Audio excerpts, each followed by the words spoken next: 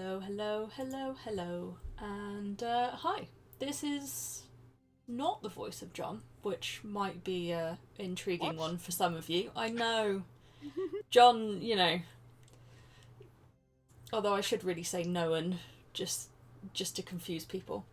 We are here for Wildsea. John is not being the voice lurking in the shadows. I'm hoping that everything is sounding fine and whatnot. I've not had any words back from John, so Sounded good to me. hopefully.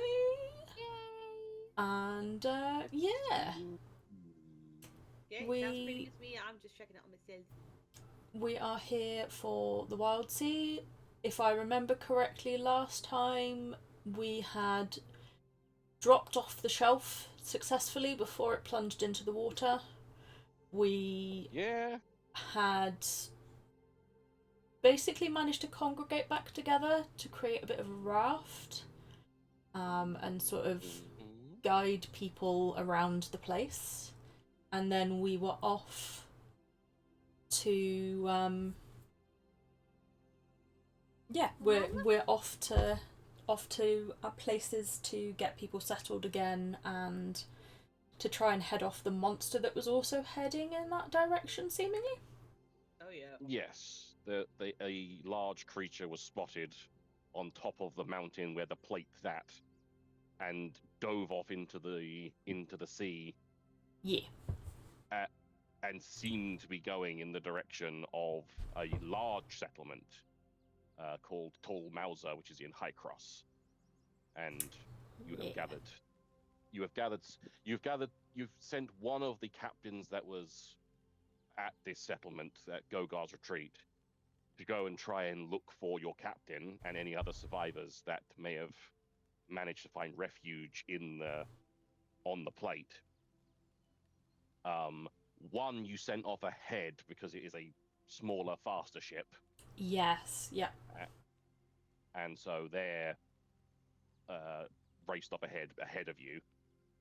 And then the others of you have all kind of like split the refugees and the survivors among yourselves and are also trying to head to Tall Mauser because that is realistically the best place for the refugees. Mm-hmm. Because it is a large settlement. So it's a place where if they don't want to stay at Tall Mauser, they could get passage to other places. Yeah. So yes, you all like as soon as the plan has been decided and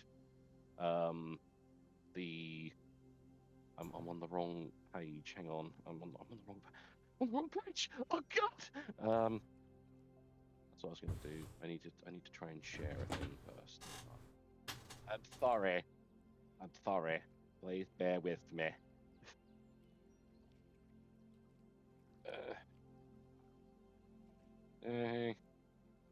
Hang. There, shared. So yeah,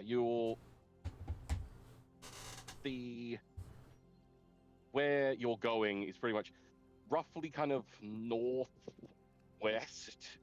of Right. where Gogar's retreat was, and from what you remember when you arrived on Gogar's retreat back in the winter, back Mm-hmm. at the beginning of the winter,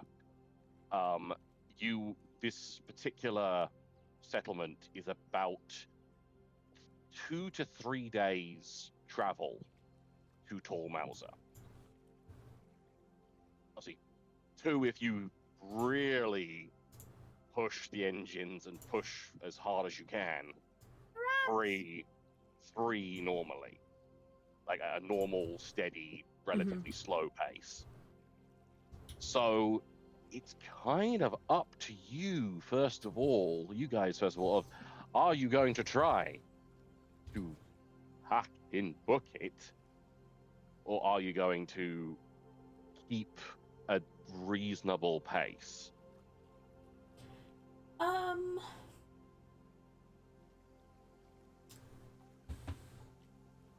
Are we in any condition to book it? I'm trying to quickly. We had taken Try, some... but it will be like pushing the engine to its limits. Meaning our poor ratties. Yeah. Yeah. We could 'Cause probably be a thing you're- where we Hmm? we could be Go at a on. certain pace, but not to the point where we are really pushing it. But like, yeah, probably like get to the point where, yeah, maybe just not go crazy, but be able to pace it. Yeah. Go sort of as Sounds like fast the as we regular can without pace. putting the ship in too much stress. Yeah, we don't want to lose any more rats. You currently We lost a rat? No, you didn't lose any rats. Oh, thank I God. don't want to lose any rats. Again. You at the moment lost no one. You did take some damage from what I remember. I believe Yes. one of the legs got mangled a little bit, and you also did breach your seals. All of but- the seals were breached. Your Breached. you basically put your ship is very maneuverable. It's not very good at much else. In the fact that you've got very minimal armor, very minimal sealant, very minimal speed, absolutely no saws, and very Yeah. little stealth. A little bit, but So yeah, so you're maneuverable as all. You're pretty damn maneuverable. You're not great at anything else. But yeah, so you're going to try and go at a reasonable pace, but not push too hard, Yeah. sure. as otherwise things will get swifty. So going to go through some of this. So yeah, the other ships. I'm trying to remember the other ships that were with you. So we've got. I need to turn a light on. That's what I need to do. It's getting dark early all of a sudden. I'm not prepared. Turning to the darkness. There we go. So yeah, we have the Claude Ornail is the one that went off ahead. To try and get, if anything, try to get ahead of this creature to try and warn Tall Mauser before it arrives. Yeah. And you had Creamer, who was the large, muscular, ardent lady with the coat Crezerin, Big lady. who has the large salvage vessel who's gone back to the plate to look for survivors. Right. Which leaves you all, Loberg with the wealth pain, Seashore with the chipped rootquake, and Ramina with the metal air, all also heading toward, heading off with the refugees toward Tall Mauser. Yeah. And yeah, so with the fact that you're going at a reasonable pace, I'm not going to make you make a roll for the. Where's the fucking thing gone? Because if you were going to try and forge ahead and try and push through, then I'd probably try and make you make a roll at the helm. Knowing our luck, it would just be a twist. I mean, you do have a tendency to do that. Just a little. A lot. It's ridiculous, frankly. I've never seen more doubles in my life. Here we go again. Might see even more to die. So, and also, I'm going to assume that with that case, then we're not going to do any tending of the engine, because that would also be like trying to push it as much as you could. Like you could try and like some of the options you can do for tending to the engine is just tending it, which is if there are any problems related to the engine, you can attempt an immediate fix. Which technically I could let someone do that if they wanted to. An overload, which would be to give it suitable fuel, so I don't know, cheese, and allow it to impact the roll, make it like better. Yeah. Or muffle it. Rats honey. Yeah. Really enjoy it, would have thought. Get them all I hyped just up on know we sugar. have the So I'm just going to. If there's anything you want to do in the meantime, like tend things, speak to people in the crew, anything, we're kind of like hitting with this journey. Once you hit a journey, it kind of falls into like a montage moment Yeah. where kind of anything you want, like if there's like tasks you want to try and complete, if there's anything like any conversations you want to have. What other things are possible in a montage? Load, you piece of garbage. I don't suppose there's anything we can do about the seals and the crumpled leg. With I believe, yes, because you have got something that could assist there. Because you do have deck engineers. Uh-huh. Which allows you to clear 1 mark of any damaged ship rating when you drop anchor. So you can't right away, but once you either, because obviously this is one of the other big things, is you're either going to stop for the night and rest, or you're going to power through the nighttime, which you can do. There's no like real penalty for doing it. But it does make it that your ship is a big beacon of light on the waves. Yeah, we have glowing plants on our deck or something. Yeah, and you're going to be hard-pressed to see out far in case anything takes notice. Oh boy. That's exceptionally dangerous. So Yeah. so obviously if you drop anchor, then you can immediately just clear 1 pip of damage automatically because you've got the deck engineers. Yeah. I assume the other ships would be dropping anchor as well.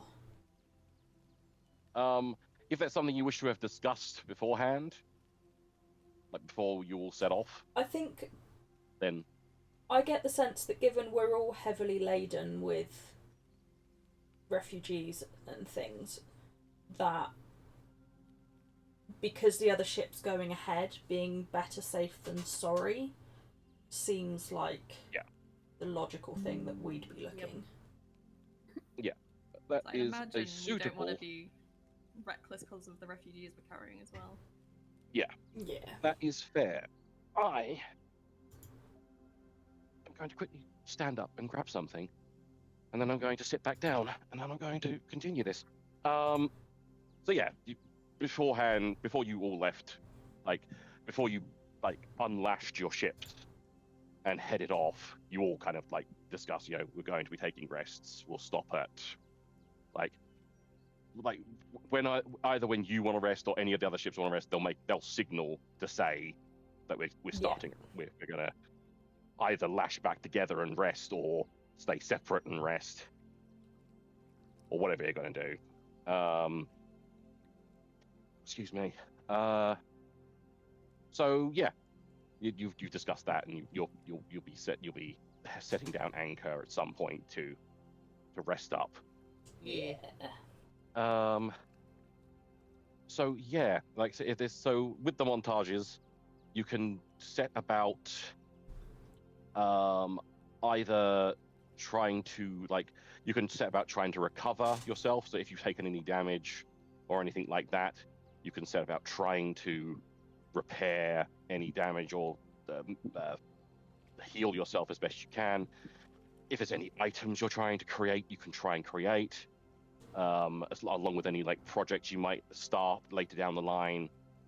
But other than that, like I said, it's a case of if there's things you want to talk about amongst yourselves, or anything like that, they will eventually call for a watch result, because it's a good idea to keep watch on the waves.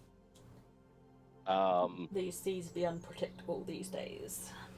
They are. They do be. They do be. Yeah. What kind of skills can we apply to a watch like that?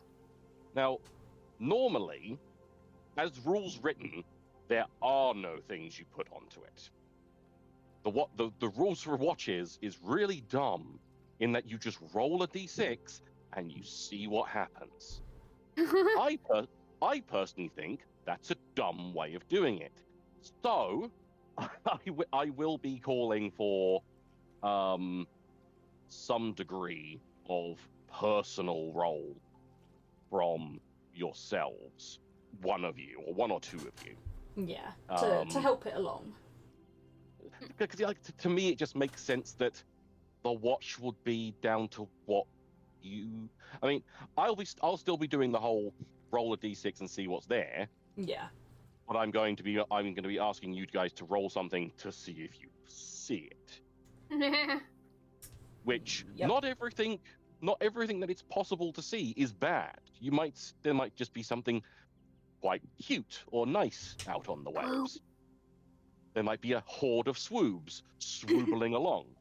I didn't intend for swoobling to be a thing. It is now. That's how they move. That's how they move across the waves. A collective of swoobs is called a swoobling. No, that's how they swoop. That's how they move across the waves. They swooble along.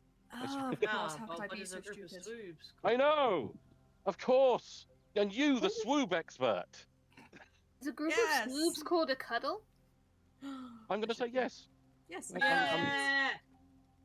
Hell yeah. Are we gonna have to make swoobs a Wikipedia page? We know you have a PhD in swoobology. Mm. I'm noting this down. They swooble.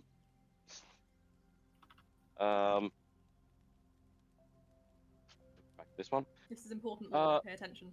So yeah. But first of all, is there anything and like anyone have the need to talk to any other member of the crew, or even talk to a member of the undercrew, or talk to one of the refugees down in the hold?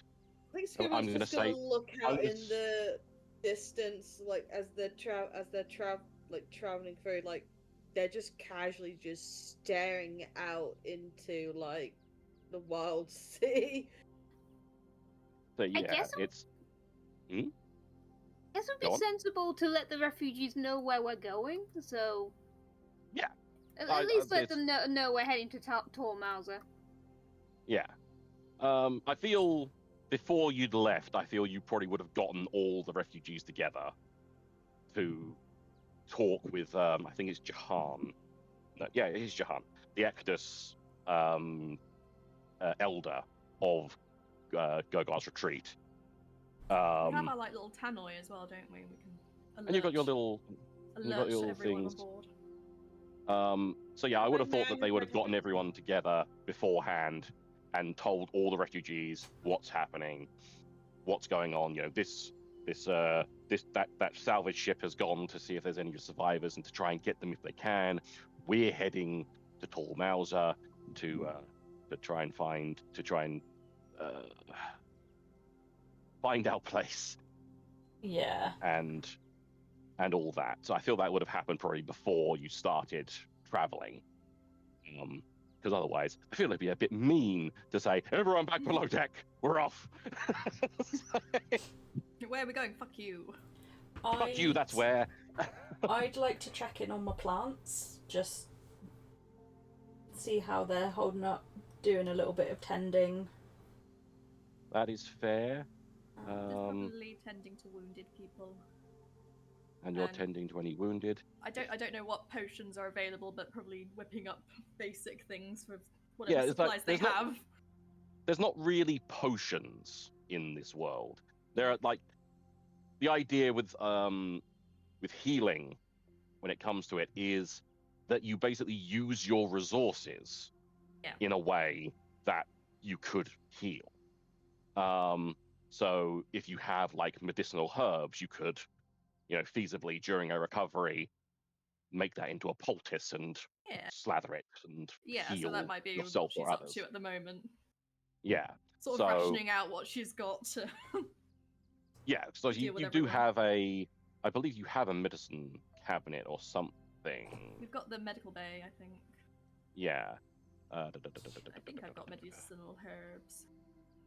I think you did buy a couple at the some brew of the festival. day from the thing, and I had medicinal herbs, and rubbing alcohol is like a starter. Yeah. So yeah, you have medicinal herbs and alcohol. We can triage people and see who needs what. Yeah, it's like with how you handled the platefall and the getting off the plate and all that. Not many people got very badly injured. You managed quite well to protect the people and everything else. So maybe now just like calming anxiety and distress and that. Calming anxiety.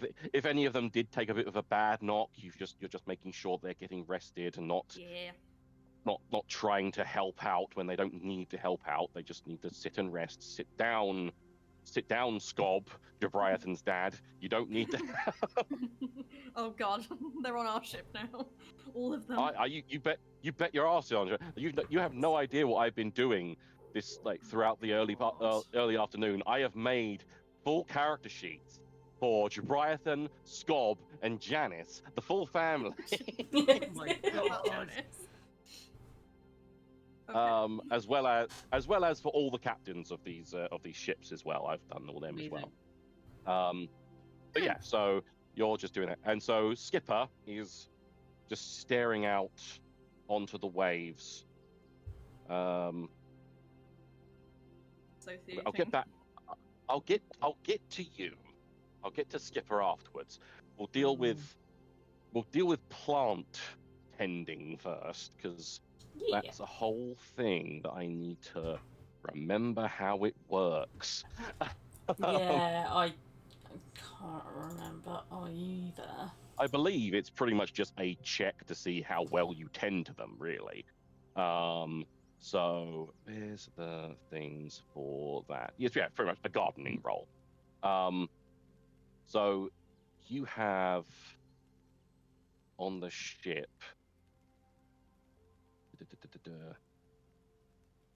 So do you have anything that you have planted already in the grow box that you have? We've been on the ship for a while, so yeah. Yes, I believe so.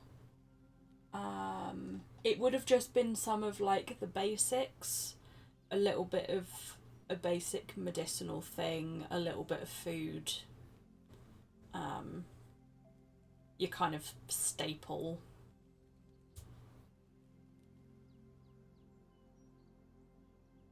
I've got a bottle of mixed seeds, so yeah. So you've been growing stuff in it. Yes.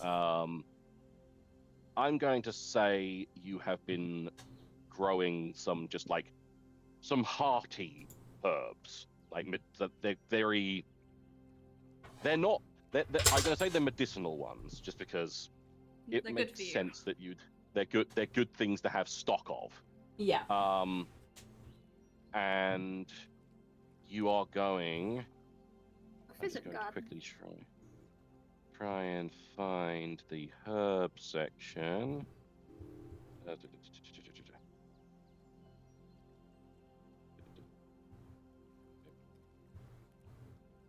day.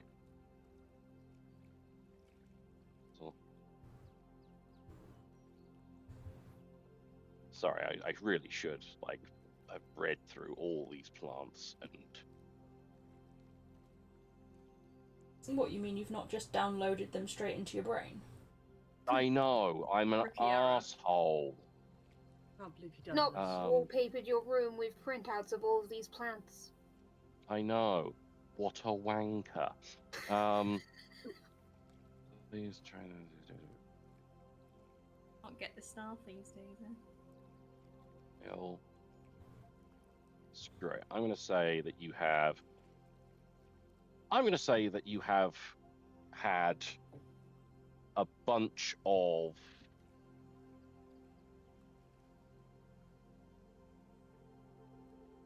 a lot of these herbs are primarily for food, seemingly. You've got narcotics. Did you want to grow some drugs? Oh, hell yeah. Drugs. About drugs. Have you considered drugs? I'm just gonna say, yeah, you've just been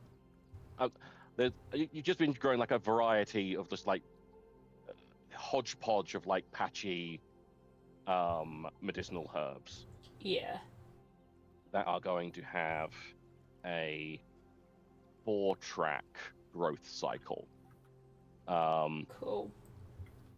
And I'm going to flip a coin to see if you have one thing marked already, whether you're like partway through a growth track or whether you've recently planted these so they need tending properly. And you have one mark on it, so we're going to go back onto here.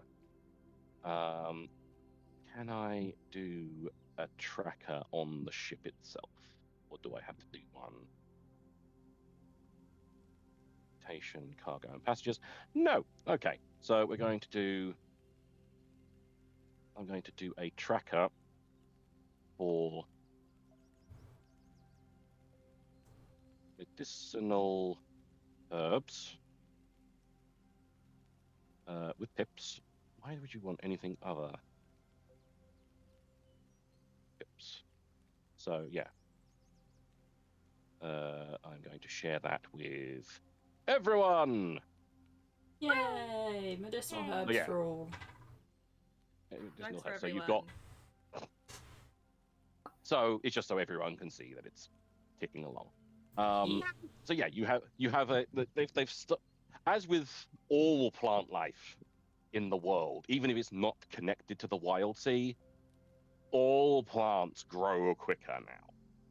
Yeah. Which is why you can get like a full grown bunch of fruit or vegetables in days, or like a week or so at maximum, and so it's plentiful. But yeah, so you're going to roll for me to see how well you tend your little garden. It's just a singular D6 unless you have something in your well, I've got harvest, which is the forage, identify, and nurture plants. Yeah.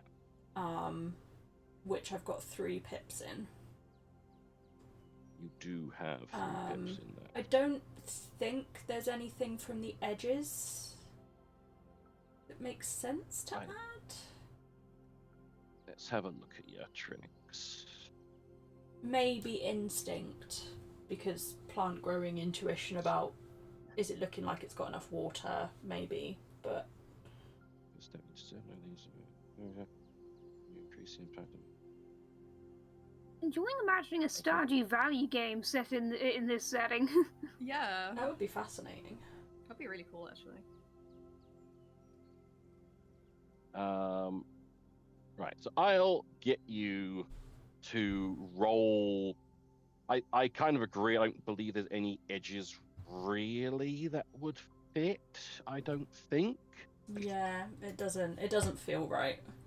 But just click harvest. So yeah, just click harvest, and we'll see what you roll. Ooh. And then, like, the way I'm going to be doing it is that this kind of like determines how impactful whatever you're going to be doing is. Oh, okay. And then it's going to be just 1d6 to see how the plants do.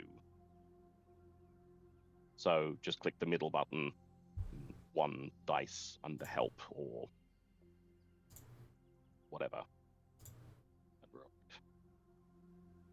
Oh dear! Please, dice, please. Why? The entire thing explodes. Suddenly, there's fire. No. Yeah, you're. I understand that you're pruning away them. You're like trying to deadhead and things like that. Yeah. And because of what's happened recently, obviously all the things that have happened in Gogar's retreat and everything, you're just like you're just a bit frazzled, Mm-hmm. and you prune just a little too vigorously. It's not they're not dead, but they're going to take a little bit of time to regrow the damage you just did to them. So That's fair. So you've pruned too hard, and too greedily and too deep. So yeah, but you've still got them going. They're not dead or anything like that. Then Skipper. Oh no. For Skipper, you're looking out across the waves, just like, what is going through Skipper's mind as they look out onto the undulating, rustling waves as the dog barks in the background. There's a dog? I heard a dog. Work. Skipper is just, like, majority of the time when they're on the ship is that they pretty much spend majority of the time just staring out into the Wildsea. Nothing much goes through their head instead of just like whispers being said to them, or like just enjoying and just experiencing what's out there. Curious to like, okay, what's over there, what's over here, what does this story tell? And so their mind goes towards the creature they saw and wondering, okay, this is very interesting. This has caught my curiosity. What are they? Who are they? And that's where their mind's gone. Yeah, this is fair. And just like thinking of other things, but majority of their mind goes towards the creature that they witnessed. Yeah. So you're just looking out across the waves, seeing this undulating green waves of leaves and branches, the cracking and snapping of branches and the rustling of the leaves. Just the occasional the occasional animal cry from either below or bird cry from above. And you just think back to the creature you saw, this hulking thing that seemed to almost be made out of the sea itself. It looked like it either had plant matter growing on it or it was made from it. And just the look it gave the ship before it dove back into the waves, this kind of look of hunger and contempt that it didn't sit well with you. It's just... That sounded like the intelligent type out of the ones that we heard about. Says the voice in your hair. I wouldn't surpass that, but also the fact is that, like, because of their they remember the time before the captain saved them or found them. They kind of just like realize some noises that they've heard where it can frighten most people, or can make the person be concerned. For them, it's just so common that they don't shake. For an ironbound, they're just so used to the sound. So it's almost like their own lullaby in the way of speaking, of hearing certain noises of the Wildsea. Things never really surprised them, but this one seemed to really capture their curiosity because it's something they've never seen before. Despite the amount of times, like the many months or years have passed since they have been living in the sea for itself.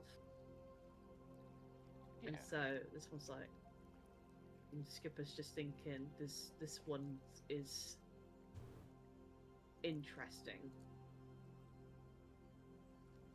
Interesting. Yeah. And so yeah, you stare out across the waves, thinking these thoughts.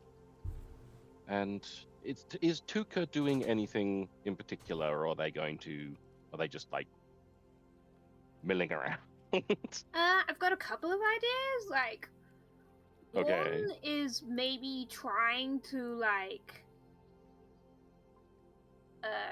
tell stories or perform to try comfort the passengers, and another thing is to I've had an idea for maybe sort of like Tuka's idea for how to try prepare for like a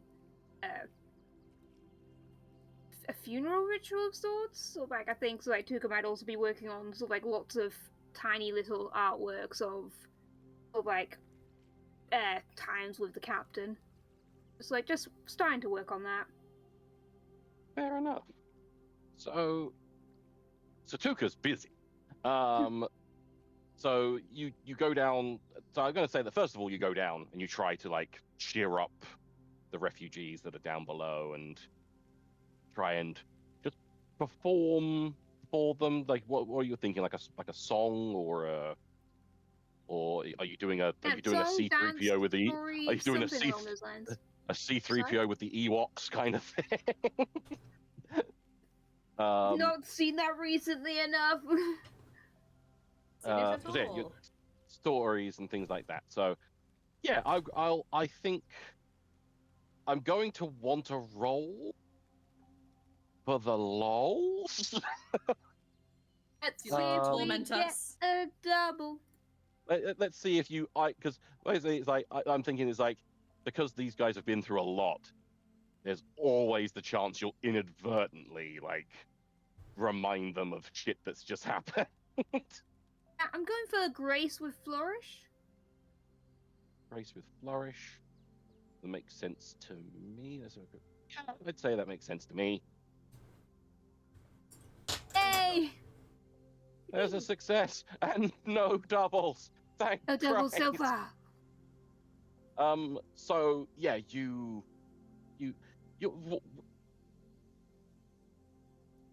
What story do you tell them? I mean, I think something about voyages that went well.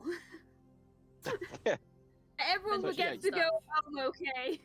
Everyone goes home and everything's fine, and there are puppies.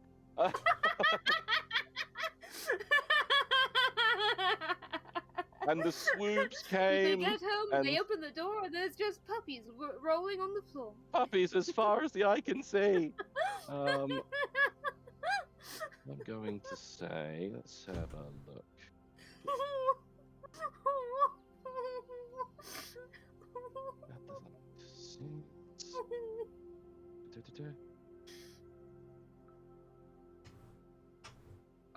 So I'm just quickly generating some things.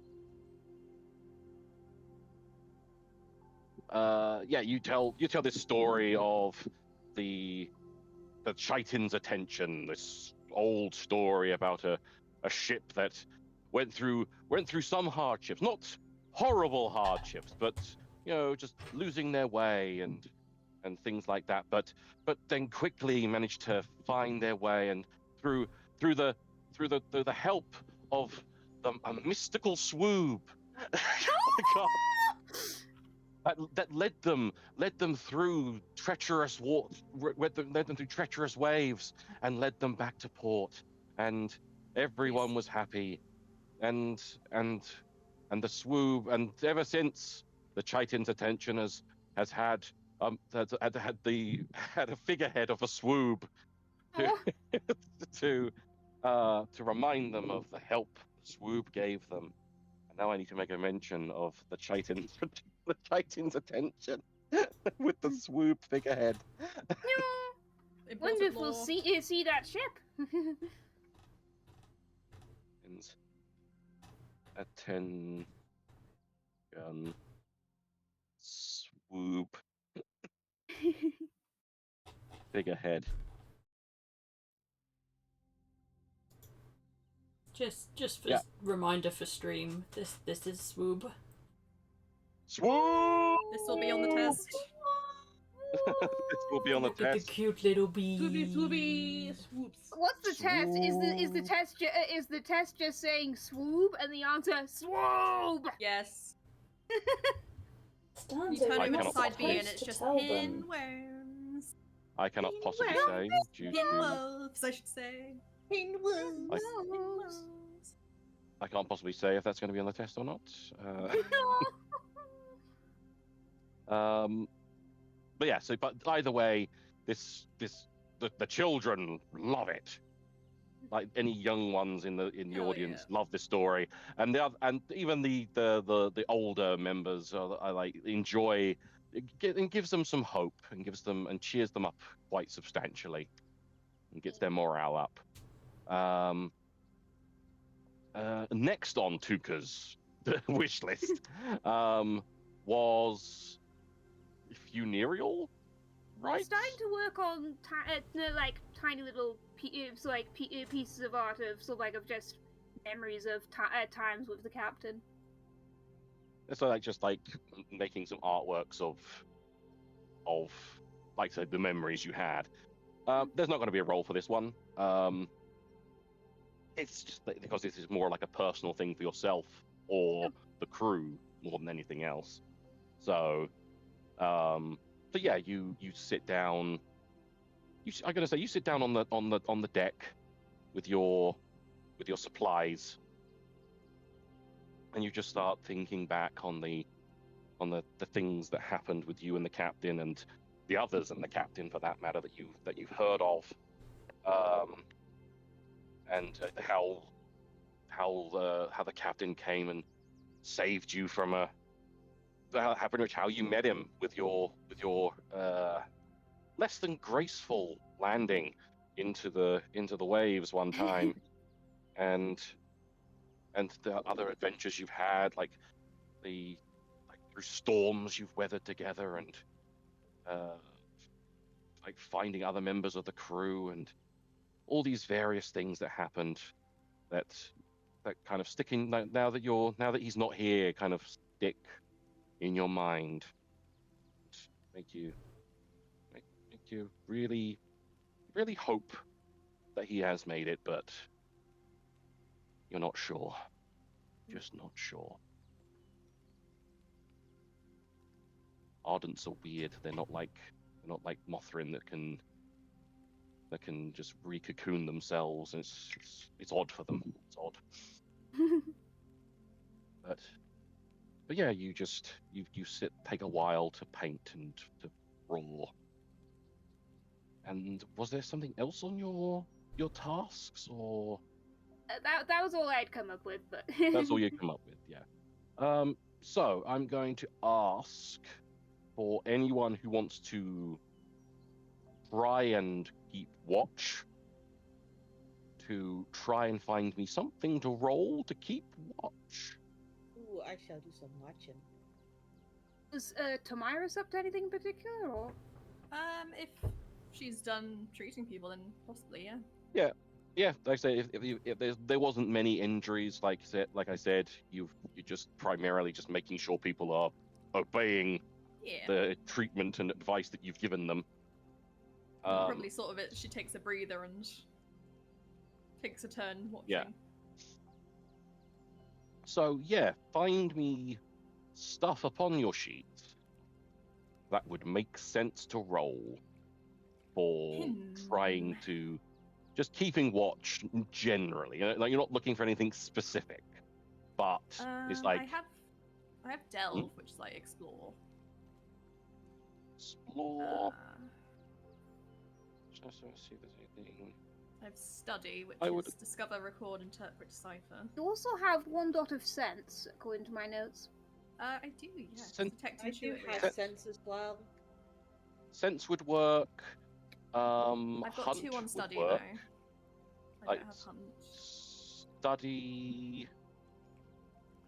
I would say no for study because you're not trying to discover anything. Like I said, it's just making sure that something horrible ain't gonna come and get you. Gosh, yeah.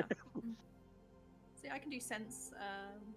Yeah, I can do sense with the help of if we're gonna do anything, maybe a sense of help with tides. Don't know if I have. I've got tides as well. Tides would work because obviously you are still on the waves. I would allow exploration for that. Yeah. Or I've got learning, instinct as well. technically. Instinct as well would also work. So either way, you've got an end. Okay. Either way, All you have an edge. I need to be reminded how to do this again. I keep forgetting. Yes. Well, that's the good thing, because I've realized, due to Tamiris, due to Eloise's rolling last time, I realized that there is a damn way of adding your fucking edges to this shit. Oh, Do tell. Basically, when you look at your skills, you go along, and there's the number at the end. Yeah. Before the number at the end, there's a little set of arrows. If you click on the arrows, you can select an edge. Oh my Oh. god. It's about damn time. I'm just using the right-click add modifier option. Yeah, that's what I'm doing. Which obviously you can add your whatever edge, and then you can right click and do modify if you get help or have anything else you can add to the roll. Right. Well, so if I could then if I then roll this, can that be a test? Can that be a test? Yay! I will allow your one to be a test, Eloise. Watch me absolutely fuck it up this time. No, yeah, watch it be double ones now. Watch it be an absolute disaster or more twists. Oh god. No, I'm not seeing this one. Fuck's sake. Conflict with a twist! Oh, did you come delete the on. one? Oh, I was confused looking at Skipper's 6 plus Yeah, 5. I deleted Tamiris's The test. Oh, Wow. regret.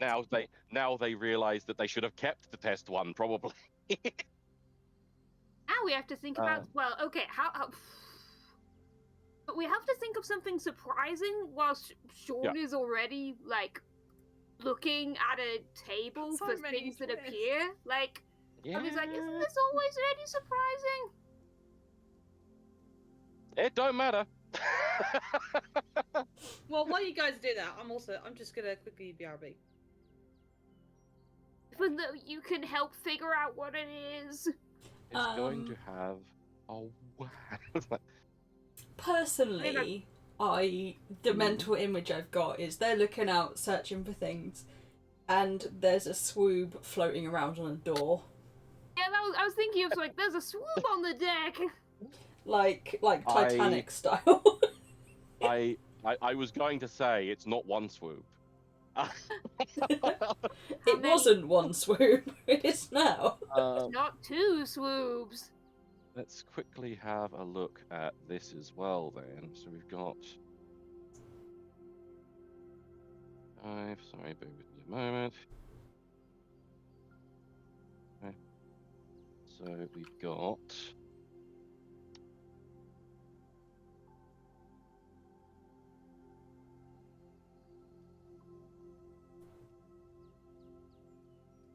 Bravest you again?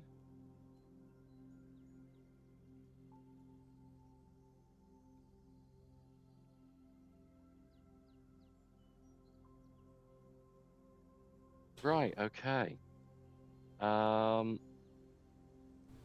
You're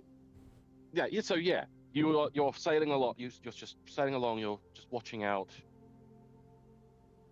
and you see like a big, it looks like a big bit of wood floating on the waves, with a swoop sat on top of it. And another swoop just hanging off it. The door is easily big enough for both swoops, but there's one hanging off the edge, and the other one on the door just, and then there's the other door, and the one on the door, there's the other door on the one on the door, and the other one on the door shuffles towards the one hanging off the door, and is reaching out its little nubby leg. His little nubby paw going to reach for it. And just at that moment, an arm comes up and grabs onto the door and pulls himself up And Look. the little swoop hanging off the door falls. It's gone into the waves. And yeah, there's a person. There's a dude on this. There's a person on this, like hanging on this door, kind of panting and breathing heavily. He's got severe presarin burns all over his body, all over his arms, and he's just kind of just like laying there, seemingly just utterly exhausted.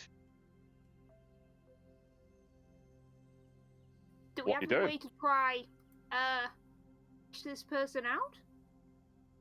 I mean, you've got ropes, you've got various other things you can. We have a signal lamp. You have a signal lamp. Or we can just say fuck him and move on. Yeah, you can just ignore him. You can just leave this guy if you don't want to. So up to you guys what you want to do. I think trying to help would be nice. Yes, it would be nice, wouldn't it? What does Captain Trinix think? I love that you've all just decided that Trinix is the captain.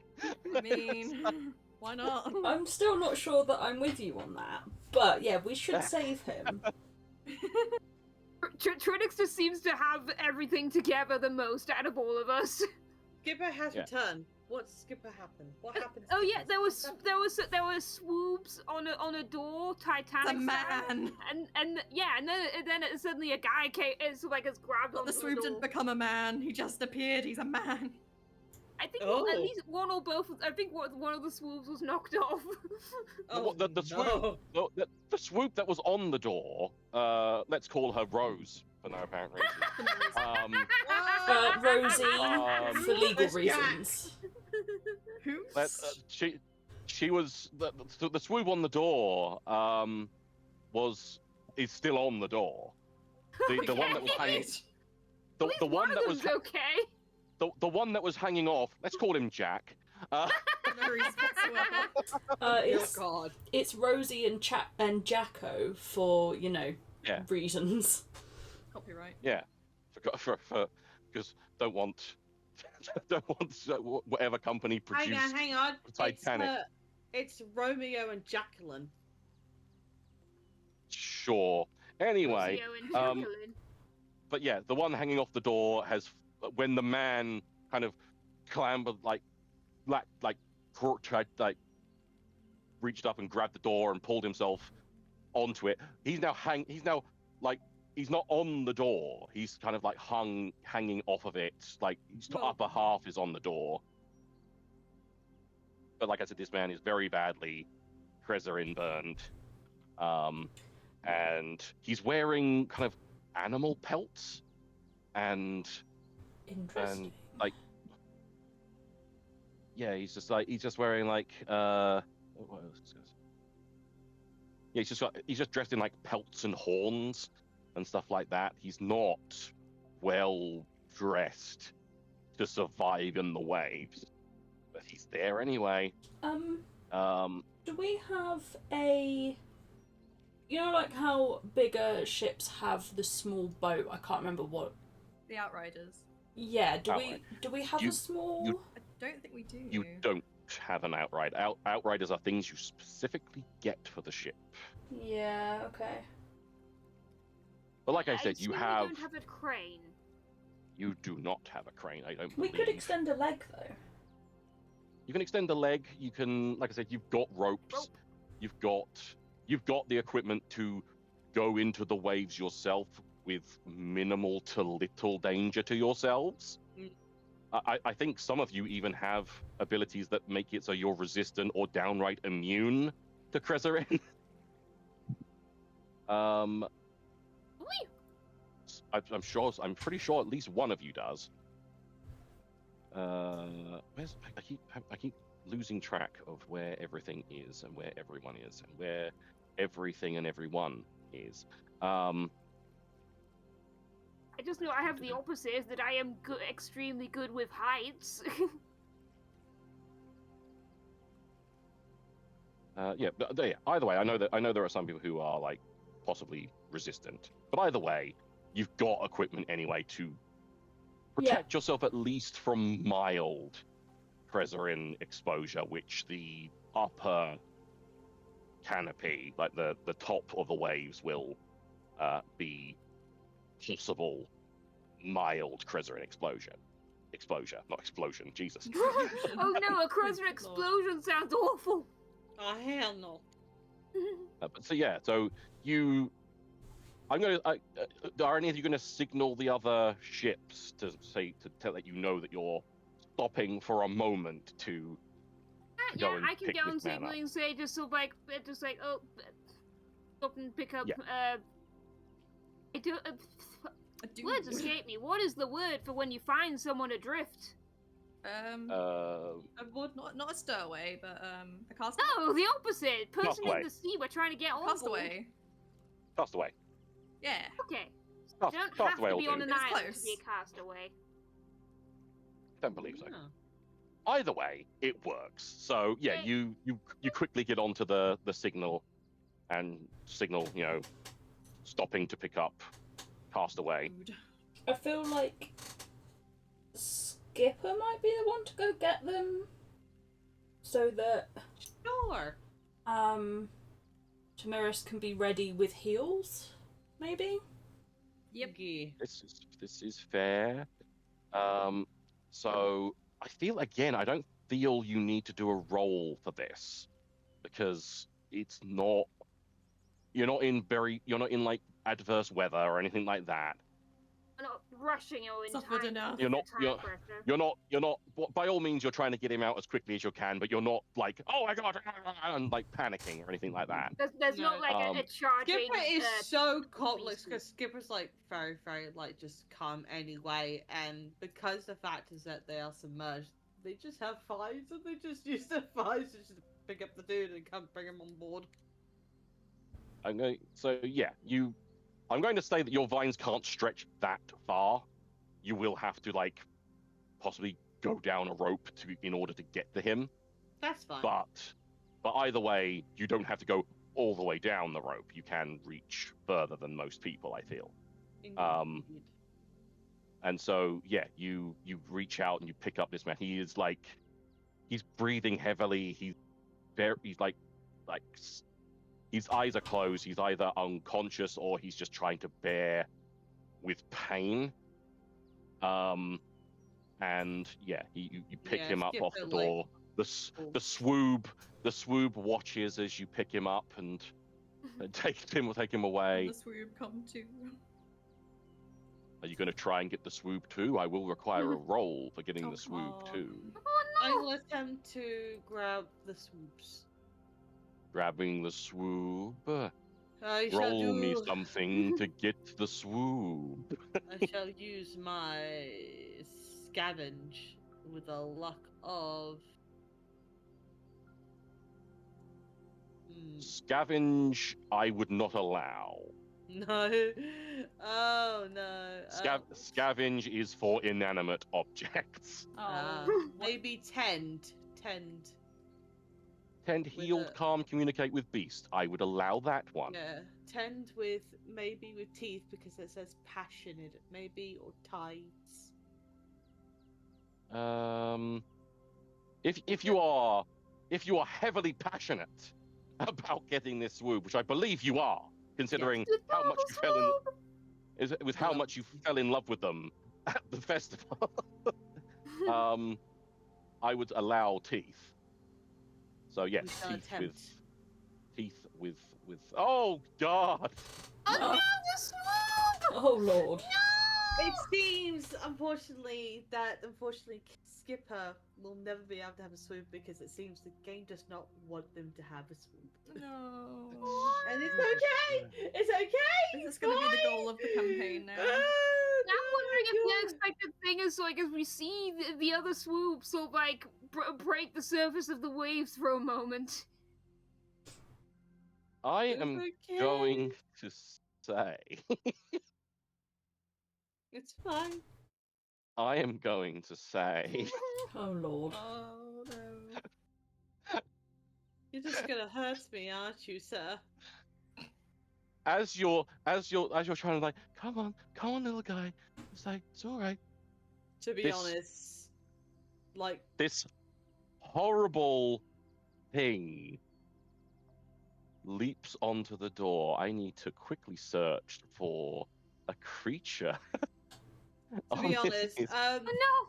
Like, you gotta remember as well, it's that Skipper isn't going, oh, come on, little guys, like, please, proceed with me, proceed with the Skipper, little one, you know, like, in third person, like, you know, like, in freaking syllables or shit or something like that. Like very, third very, person, Third person with a little bit of, with a little bit of, what's that one I'm looking for? Monotone? Riddles kind of thing. Yeah. Okay.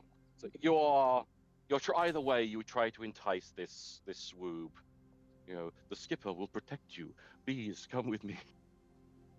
And there's a sudden rustle from the waves, and this hunched over, kind of feathery, furry thing with kind of human-like arms, but then monkey-like feet and a possum-like tail and a vulture-like face.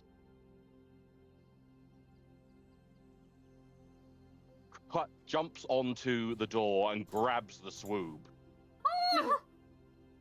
See the journal. Yeah, that looks concerning. Oh hell no, that's creepy as fuck. And kind of like pecks at it a little bit. The swoob is, and this like looks up at you, just goes, ah, and then dives back into the waves with the swoop. Today's not the day for Skipper to earn a friendship. It's not the day for this one to earn friendship over a small little thing.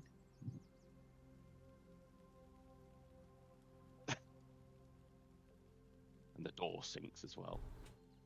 Hated that. Hate that. This one reveals sadness within their hearts. So I'm going to assume you climb back onto the ship. Yeah. As opposed to going down with the sinking door. Trauma. just Skipper lets go of the rope, falls into the ocean. Jesus. The guy's just hanging on to Skipper like, I can be your friend. Like a Skipper, like, is like showing sadness to Tuka. This one tries to save small swoop friend. It was not the day. Pat, pat, pat. Never mind.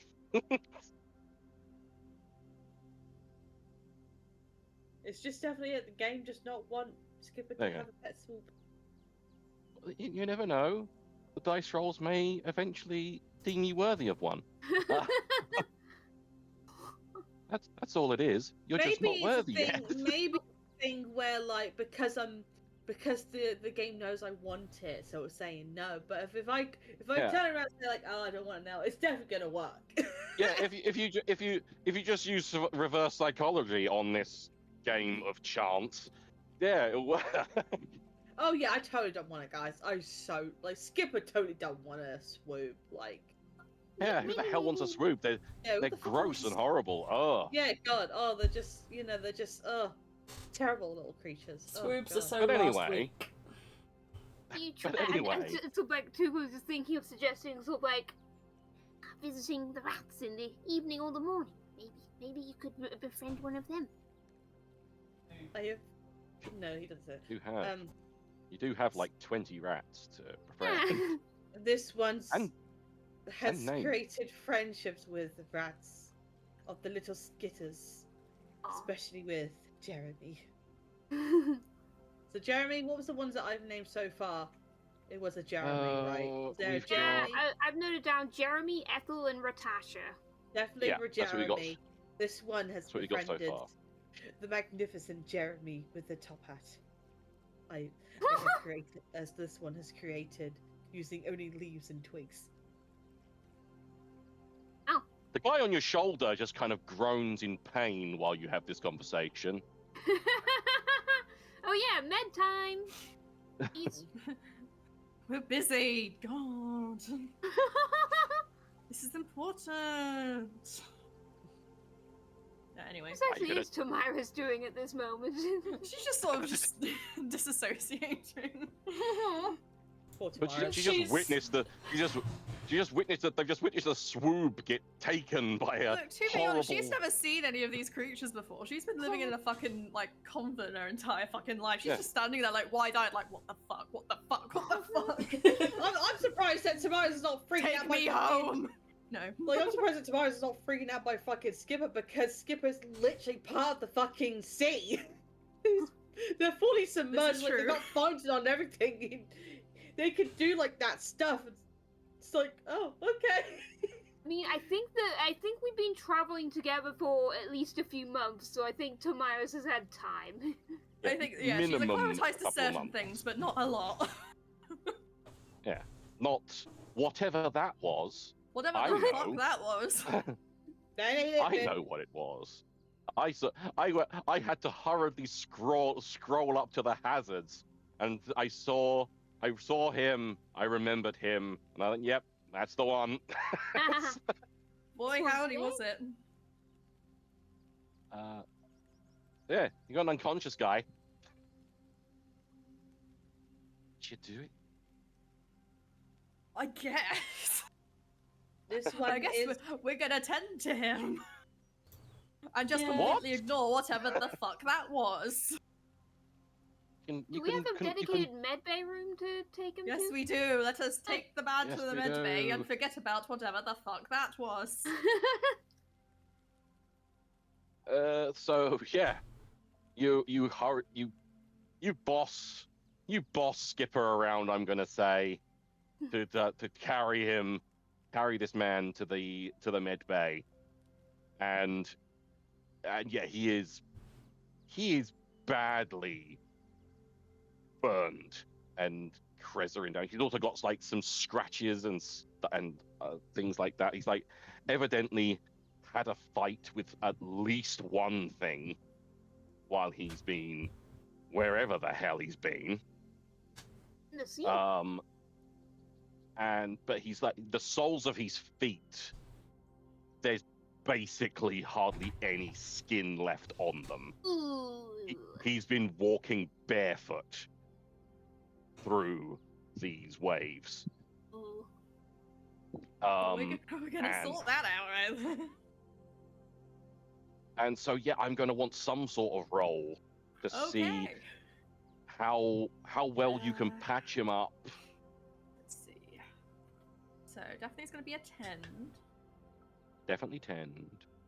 I suppose it can be sort of either instinct or sharps, really. The instinct. Either of those would be fine. Sharps.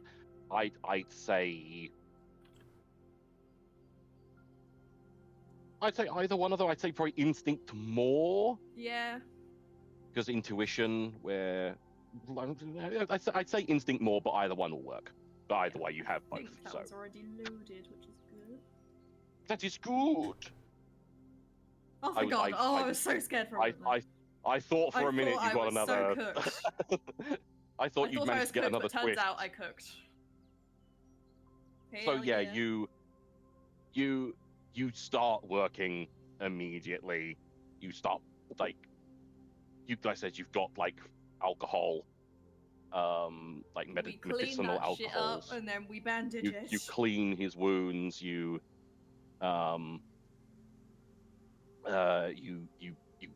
get poultices on the go. You patch him up and bandage him up. And it takes a while. She's like focusing so hard on not like even considering whatever the fuck that thing was that she kind of enters headspace and sort of enters the zone. Yeah, you enter the zone. How do you like dissociate so hard? You sort of shoot the moon and enter the zone. Yeah, and so you patch this. You start patching this guy, and you're working. You work into the point where it's like it's starting to creep towards nightfall.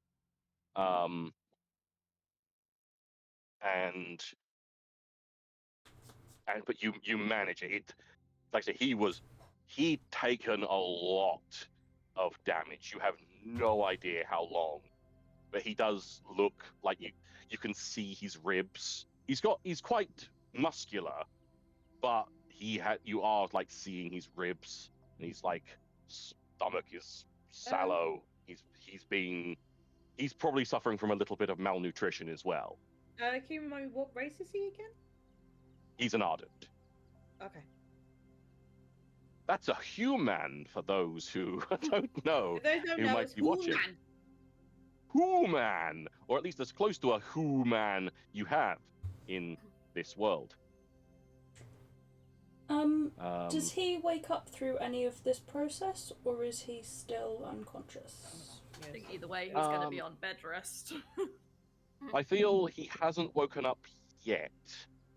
Obviously, you can try to awaken him through whatever means you want to try. But at the moment, he is still unconscious. Personally, I get the sense that letting him rest is probably a good thing. I guess make sure someone's around to keep an eye if he wakes up needing food and water. Yeah. Stuff. Well. Yeah, she'll. I think in a fairly, maybe not a critical case, but like a fairly serious case, she's gonna keep on checking in. Yeah, you can keep on checking. Obviously, at a push, you could possibly ask one of the refugees who's a bit antsy to just sit in and just watch, and if he starts stirring, to go and get you. Potentially, but she's very dedicated. If you want, she's gonna sit in the corner of the room and just like vaguely snooze when for a moment. So you're just going to like kind of snooze away in the medical bay. Yeah, she's gonna try not to think of the thing that whatever the fuck that grabbed was. the swoop. Skipper will probably like pop in at some point if needed. Yeah. Skipper will probably pop in at some point and go, like, "Whoa, that thing that grabbed the swoop, huh?" No, I think Skipper would like be like curious as to why there was a castaway, and would be like, I like the idea that the guy wakes up and Skipper's just looming at him. I see the individual is awake. We'll see if that occurs. I see the individual is awake. We must pray she'll wake this. I'm going to assume that while you await this gentleman to wake up, you do signal the other ships to you're going to stop for the night, because as I said, it's starting to get dark. So, are you going to try and meet back up with them and kind of so that you're all together, or are you going to just park up nearby but not? What are the pros and cons of each option? Pros and cons: you've got more eyes and ears. Pros: you've got more eyes and ears on the sea throughout the night to alert any possible things that may occur. And you also have some camaraderie. You know, you might be able to chat to some other crews and things like that. Cons: isn't really any cons. You're a bigger target, so if any more intelligent threats were coming along that happened to have ships of their own, say, they might think that 3 things are a good, nice, chunky target. Pirates! But it's up to you.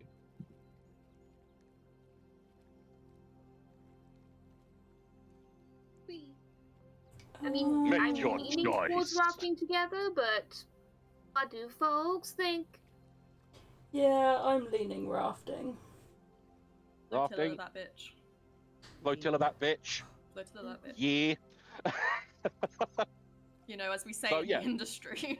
So yeah, you all kind of, again, through signaling, say, raft? Yeah. Cool. You all kind of like maneuver your ships together. It's Morse code for flotilla that bitch. Yeah. flotilla that bitch, and you all kind of raft together and you lash yourselves together.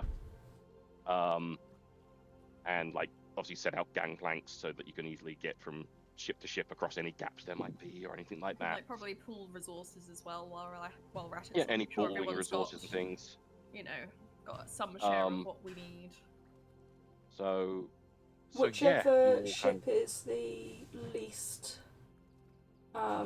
strong and battle ready, I guess, should probably be in the middle. Yeah. Which ship would be the least battle ready? That may very well be us, but I don't know. Yeah, we are just agile. I feel it probably is you. Hey, we are Little Spoon. You've got Loberg, which he is a relatively large hauling vessel. Yeah. So he's armed him. He's not bristling with weapons, but he's got enough to protect himself in case anyone wants to try and get his goods.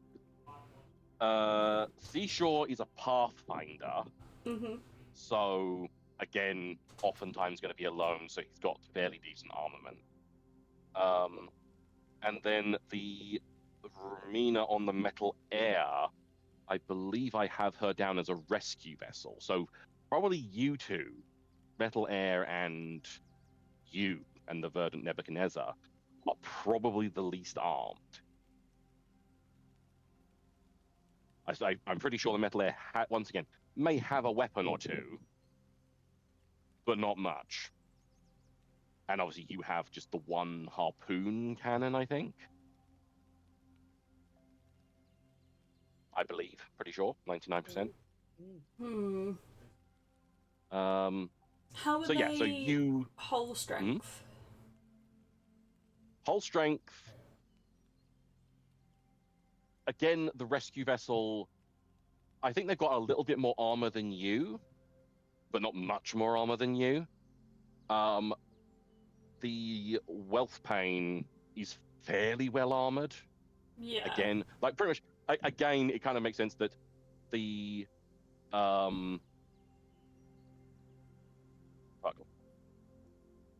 Seashore's chipped rootquake is, because it's a Pathfinder, it's fairly well armored as well, because again, it's mostly going to be on its own, far away from anyone.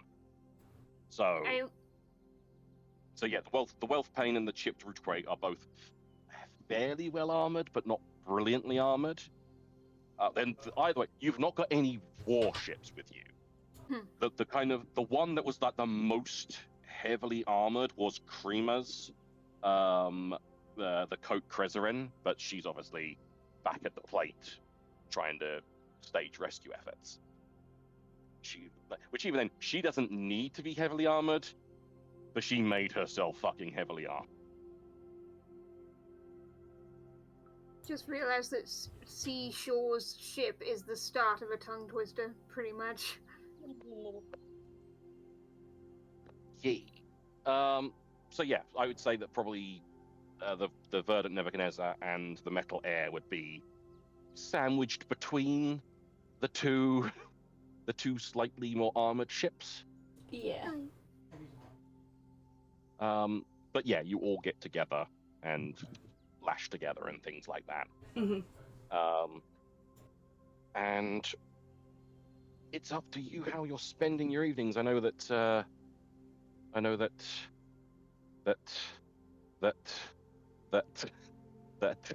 Damiris, that's the one, is going to be kind of like keeping an eye on your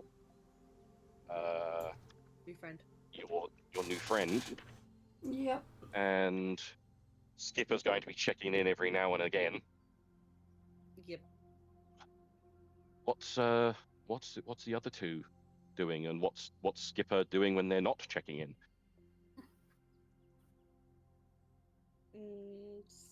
Skipper will probably say we'll hang out with Tuka. Ooh, when I'm and it's just like, shall we jam? Agreed. Jam. Hell yeah. and then I'll just jam. You're gonna jam. Then we jam. You start rubbing jam on yourself. It's weird. You know what? That's the thing. We should do that instead of what we were supposed to be doing. We jam. Just jamming it. Literally. No. Yeah, they have jam sandwiches. Aw. Jamming it is jam sandwiches. Jamming it in your mouth. Jamming it in your face hole. Which, in both of your cases, I feel would be disturbing in some way. Question.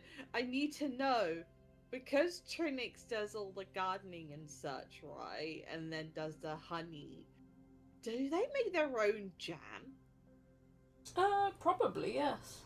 Hey. Oh my god, we're basic. I like the idea that both, like, I don't know how the fuck Skipper would eat, because I don't know if Ironbound would eat, but they try their best. They would like to put in the effort for, like, you know, taste testing Trinix's jams. Aw. This is superb. It's a communal hobby. As a the etiquette taste. It does not taste anything. A heady aroma. I need to. So yeah, I would say that realistically, Trinix can make jam. I'm going to say that because you've just been through the winter, you've not got much jam left. Yeah. Yeah, that's true. Because you've been eating it through winter. So you've not got much. You've possibly got like a jar or two left, or maybe like a jar and a half. But you've got a little bit of jam that you can do a little bit of jam in it. Skipper expresses concern to this Tatuka. Yeah, I miss jam. Is fishing Jam is slowly depleting. Is going fishing an option?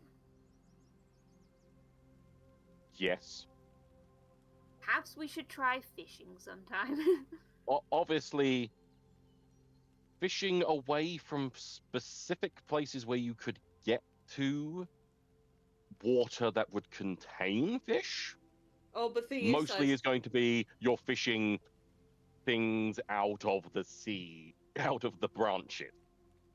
Just like Skipper, like just Tuka say to Skipper, like, "Oh, let's go for fishing then," and then I like to think that because Skipper's not so bright and not clicked on like, "Oh yeah, let's go fishing some of the things," they just assume we're fishing for jam. We are fishing for jam. Is this possible? Are we able to require jam beyond the sea? I mean, I've seen weirder things in Rex, but that's not quite the same as fishing.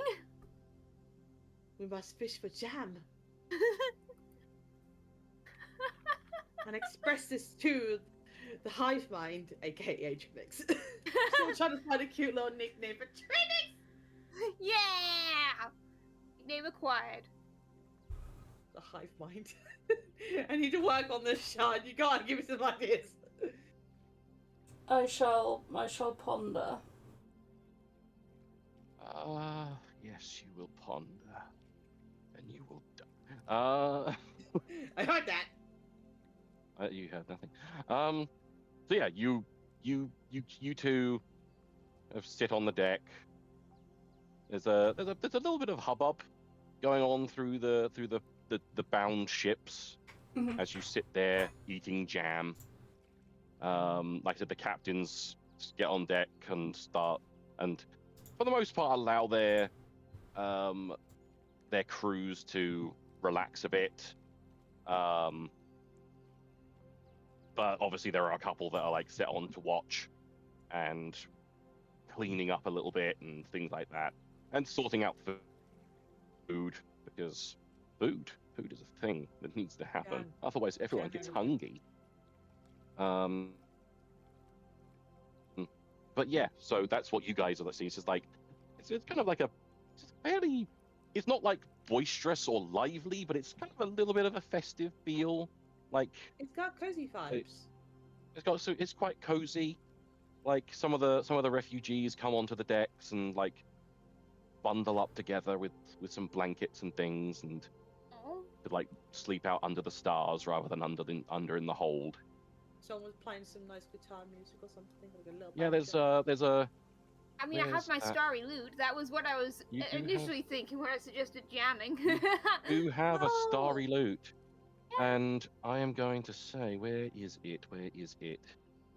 Sorry, bear with me a moment because there is things. I'd actually grab my ukulele, awesome. just scooch across the room a bit. Cute. So yeah, you get your. Are you going to get your lute out, Tuka?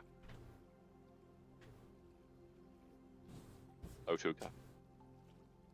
Tuka is completely gadding the loot. Tuka has run away. I took my headset off for a moment. So are you going to get your lute out at some point? That sounds fun, yeah? Yeah. So when you do take your lute out, you get shit. No. You get a couple of people from the other crews, kind of like they see you like getting your lute out and like kind of looking over it and like tuning it, and you do kind of notice a couple like run off and dash down below deck for a little minute. Oh no, we're gonna meet the person who donated this. Cry.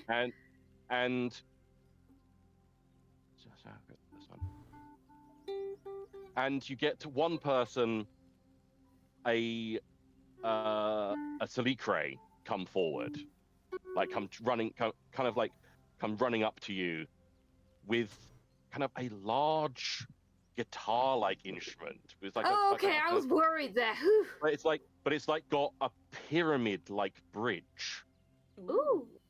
So rather than just one bridge on the guitar, it's got like 3. Oh. And you notice this Salikre has 3 arms. Oh, sweet. And double music. He comes running up towards you, and at the same time, an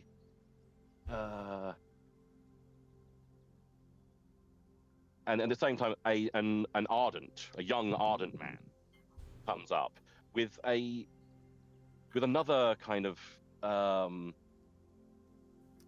it's almost similar to a guitar, but it's kind of got a almost, it's a physical corporeal thing, but it's got it's been made to look rather ethereal. Ooh. It's like kind of got a lot of bends in the stems of it and things like that, and in the neck of the guitar, and like it's got like it's like almost 2 fully functioning guitars attached together, but it's only him with it. Huh. And he and both of them pretty much come up, and the Salikre is like, would you like to possibly play together? Yes. And the Ardent said, yeah, I've not been able to play with anyone for a while. And they sit beside you, and the Salikre kind of like sits the body of his instrument, his tris guitar, like between his legs, like he sits cross-legged and like sits it in between, and his arms kind of wrap around the different necks and different bridges, and the Ardent kind of like puts his guitar on his knee as a normal guitar and just leaves one end just kind of like sticking out. And he begins playing his instrument, and as he is like plucking the strings and like obviously like making the chords and things, the strings on the other neck also depress and make chords, and you see the strings on that one strum as well, independently of him. And it's like very kind of like not necessarily mournful, but kind of peaceful strumming comes from the Ardent, and the Salikre joins in with his own kind of like melody on top of it that weaves quite nicely together. And you also join in, I'm assuming. Yes. I'm not going to make you roll for it. I'm not going to be a bastard. Yay! Yeah, you strum your lute along with them, and the night is filled with this beautiful, lilting, melodic, stringed instruments, as everyone is just, and you get a couple of the refugees kind of like gather around and sit and listen to you all, and a couple of them maybe like get a stick of tobacco and just put it in their mouths and just gently puff away on it while they listen to you play into the night. Oh.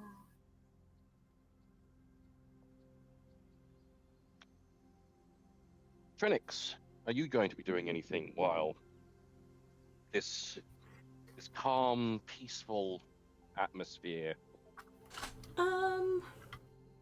She's gonna be going around and just checking in with everyone if there's anything that they need, any trying to settle any worries that they have, things like that. She's just trying to keep things as peaceful and settled on board as possible. That's fair. And I think at some point she will probably head to a quiet place on the ship, which I assume would be maybe out either at the very front or the very back. Yeah. Most likely. And we'll just ponder. Given, you know, the realization that there's potentially, whether she's ready for it or not, potential for captaincy.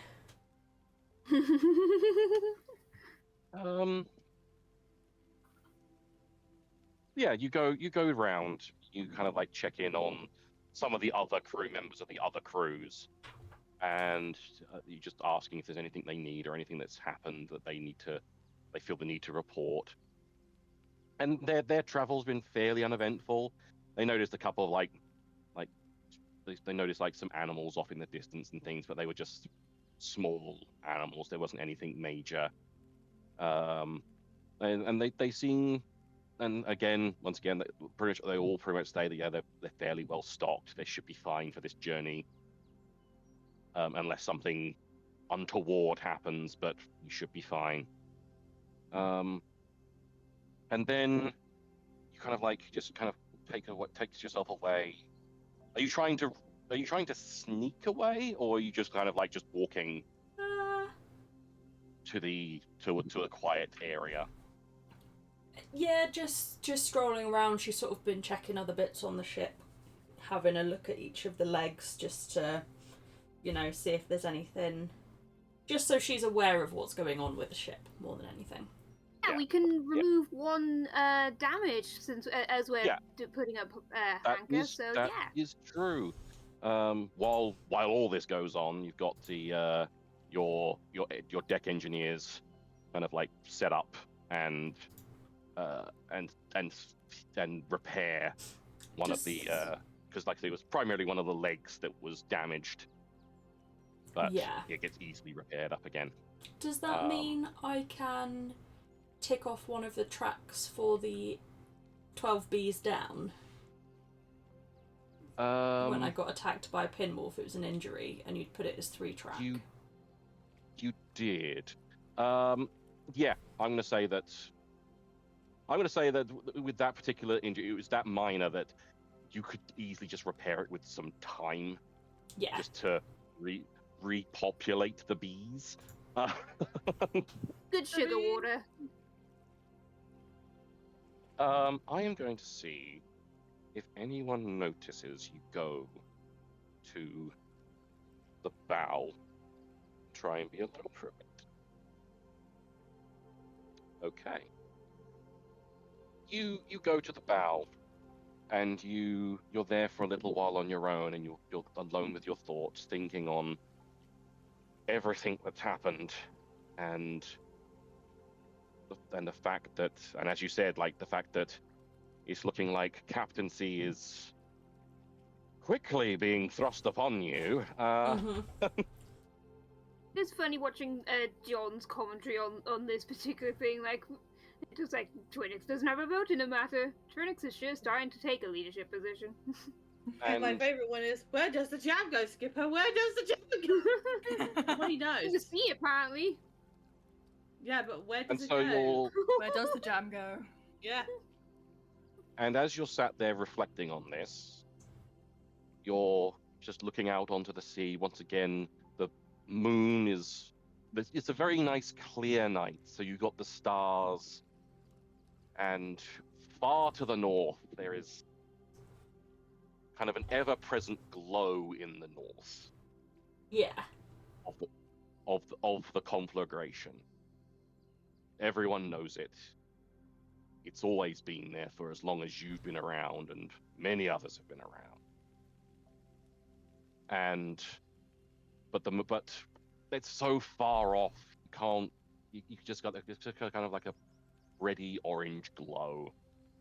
But that's kind of just dwarfed by the vastness of the sky and the stars and the moon and the rustling waves and the cries of nocturnal animals. You just like staring out, reflecting on all this, and leaning on the railing, and suddenly just at the corner of your eye see someone else just come up and lean on the railing as well. And you turn to see Ramina, the captain of the Metal Air, the Ectus lady. Kind of blooms across her collarbone and a large bloom on her head, which kind of like makes it look like she has kind of petal hair. Ooh. And she kind of comes up, just leans, looks out for a while, and some scratch for your thoughts?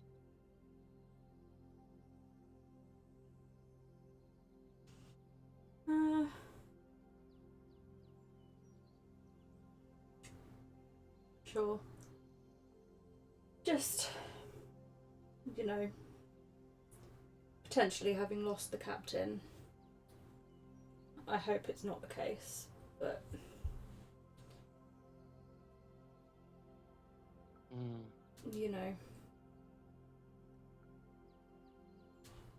It's never easy to lose a captain. I'm just trying Especially not suddenly. Step up for all these people. Yes. They are really looking to you, your crew, aren't they? It wasn't my intention. No, but it proves that they have respect for you. And they feel like they need you. So, unfortunately, sometimes you have to step up.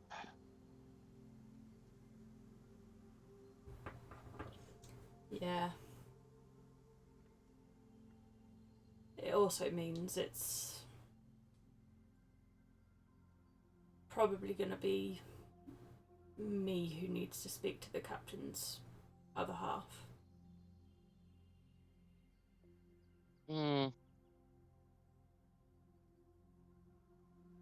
I don't know how you break news like that.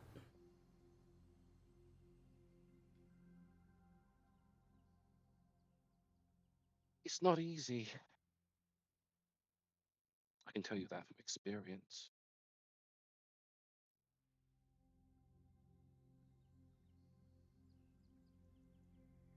Pretty much the same thing happened to me. How come? Previous captain,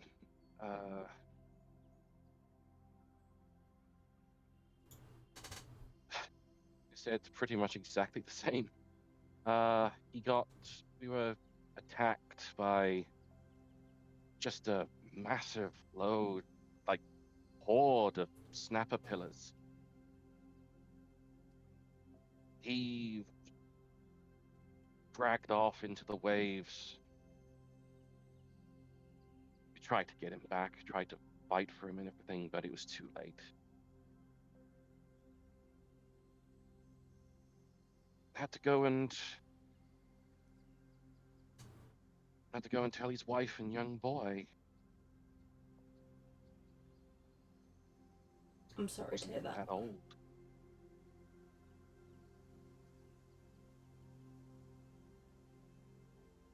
You'll never be ready for captaincy. But once you get your stride, once you take what you can from your predecessor and find your own way of doing things, then you'll make it. It's fine if you want to try and completely be exactly like him, like your predecessors, but making it your own, making the job your own is also a thing.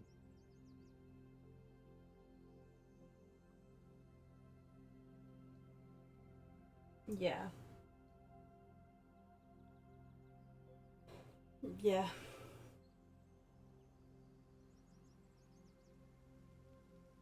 Well.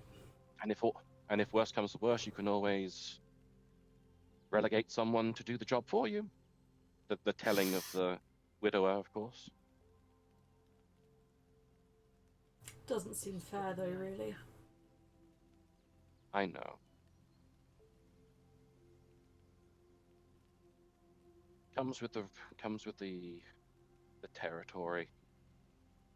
Having to do the hard calls, the hard jobs.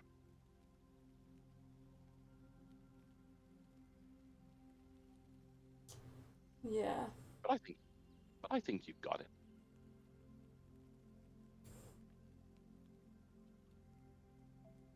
At least from what I've seen so far.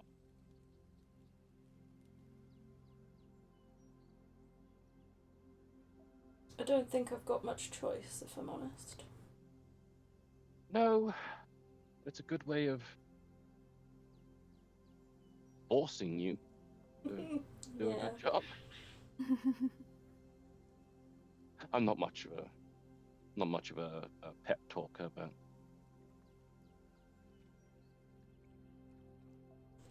yeah, sometimes you fall into roles, I suppose. Yep, like I said, happened to me. Happened to Seashore, I think, as well. I don't know quite what happened with his old captain, but I know he was made captain before he thought he was ready. Some would argue he really wasn't ready. But you do your best. That's all you can do. Yeah. Yeah. Sounds like they're having a good jam back there. They are. It's a shame I don't understand why your ironbound friend is covered in jam. They do get rather excited about jam. Oh. Each to their own, I suppose. Is it good jam, at least? Is it? I mean, I'd hope so. The crew seem to appreciate it. Well, I've never understood how Ironbound eat. They do it. I don't know why they do it. I don't know if they need to, but I've never been able to get a straight answer out of any of them. Yeah, I've not tried asking Skipper. I've tried in the past, whenever I've been talking to whenever I've been talking to Loberg, I've tried asking him why but he really packs it away. But it's like I don't know where it goes. I don't know if he needs it. Whenever I ask him, he just gives me a look like I'm mad. So it makes me start thinking I might be mad. Maybe this is normal, and I don't get it. But I suppose I'm not one to talk. I'm an ectus. Lots of people don't know how we eat either.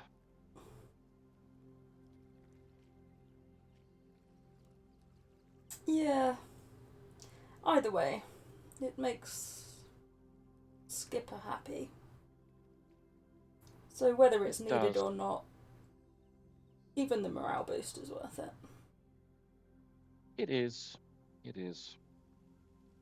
That's something else you have to think about being a captain now. She like stands back up straight and stretches her shoulders out a bit. Yeah, true.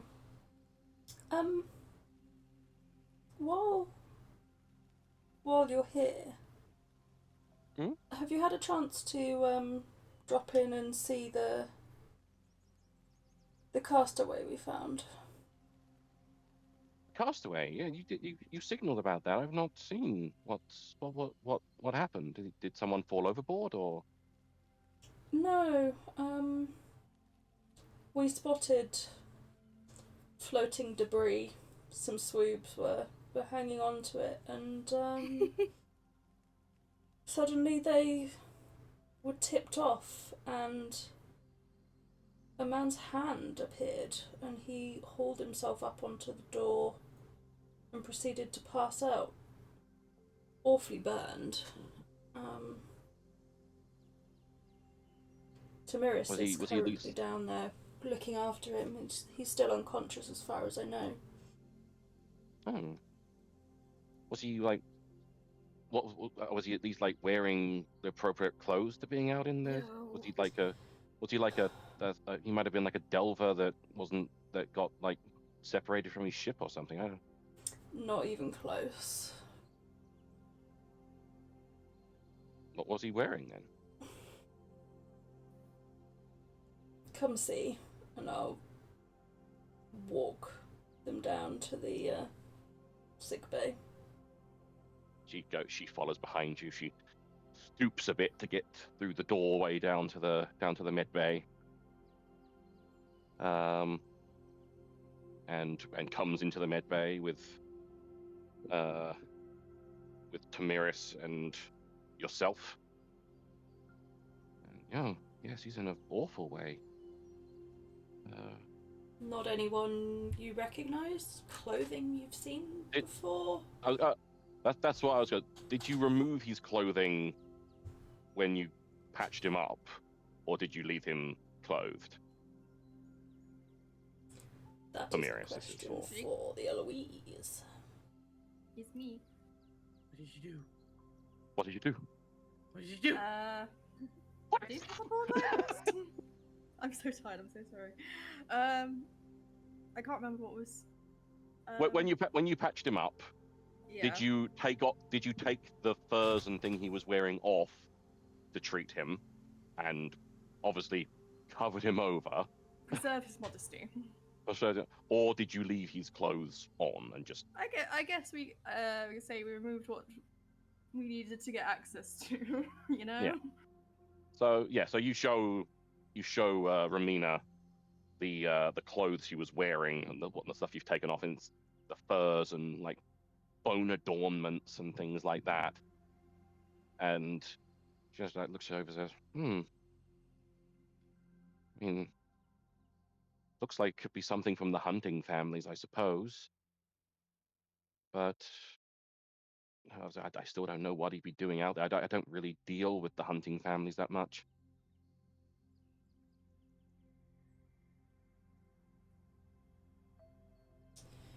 We figured for now at least we should let him rest. Yeah, judging by how much he's had to be bandaged up, he's gonna need some rest. Yeah. And maybe some good food once he gets woken up, judging by... She kind of like... Hooks You the got ribcage. She kind of like, very gently, like, almost like very soothingly as well, kind of like just rubs along the ribs that you can like see exposed. It's like, yeah, he might need some feeding up if he's going to stand much hope. But yeah, I would assume something to do with the hunting. I don't know what.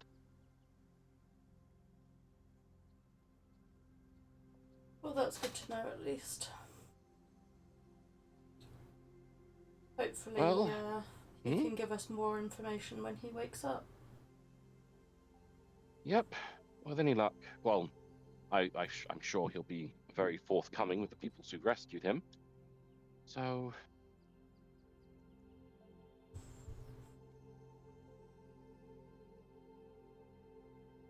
I should let you get back to things. But yep, I got some things I need to head to get sorted out. So take care of this one, and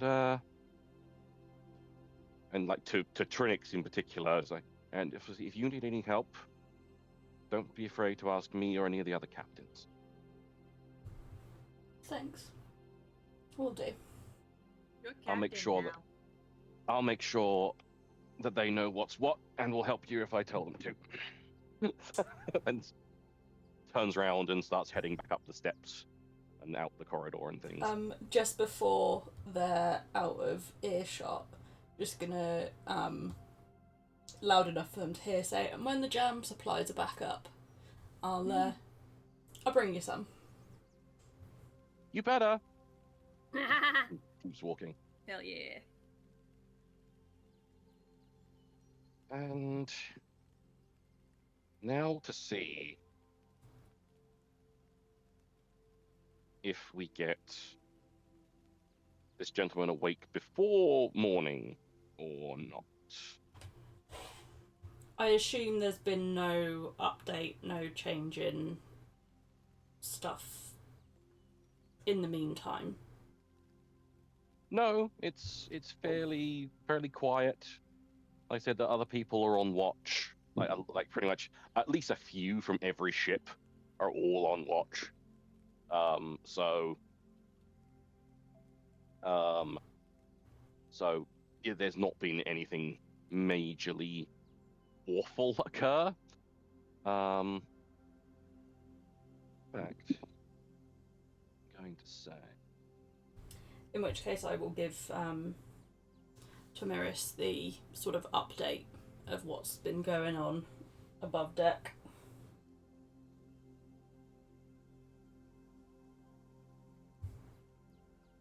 That you inform Tomiris of everything that's been going on. Most importantly, the jam has gone once more. If Tomiris wants to inquire about anything in particular that's been happening or anything like that, they can. Otherwise, Who keeps stealing the jam? Might be okay. Is the jam always gone? Well, that's because Skipper keeps eating it. Good shit, apparently.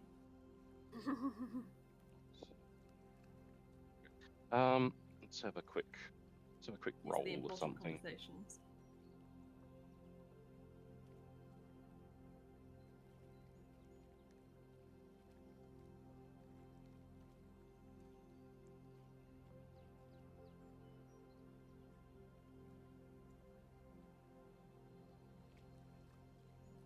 So yeah, whoa.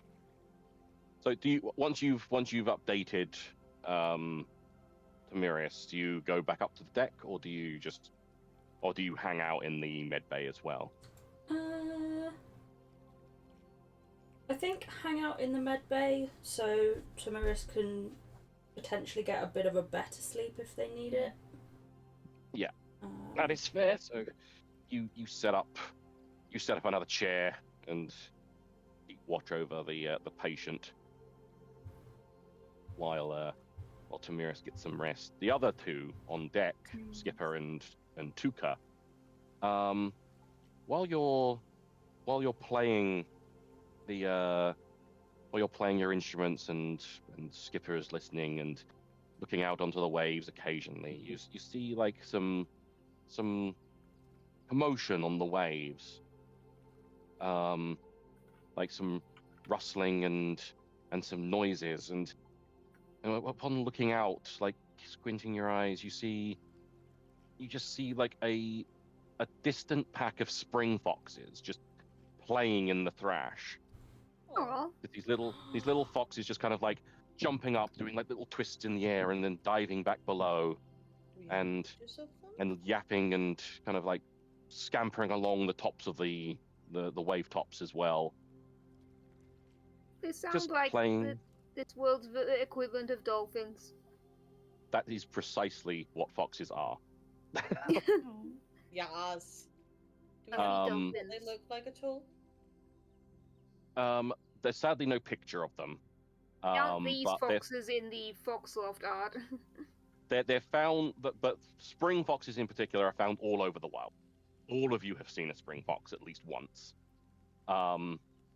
and they pretty much do act exactly as dolphins. They'll like follow in the wakes of ships and leap out of the thrash and things like that, and they'll especially since they've become very insectivore by nature. So often, because as a ship will go through the water, they'll stir up a lot of insects. They will follow and snap insects out of the air as they are going. And also because they are so very sweet, sailors think of it as good luck to feed them. Aww. So oftentimes they will, while the ship is going along, will throw out scraps of food and things like that to. Do they like jam? They would. These foxes are very far away. You can see them, but they are quite far. You would have to get a cannon to find out. Jam cannon. You'd have to lob the jar at them too, which then I would have to make you roll to see if you accidentally hit one. No, I don't want that. We are too Then traumatized you for can that. use the whole jar.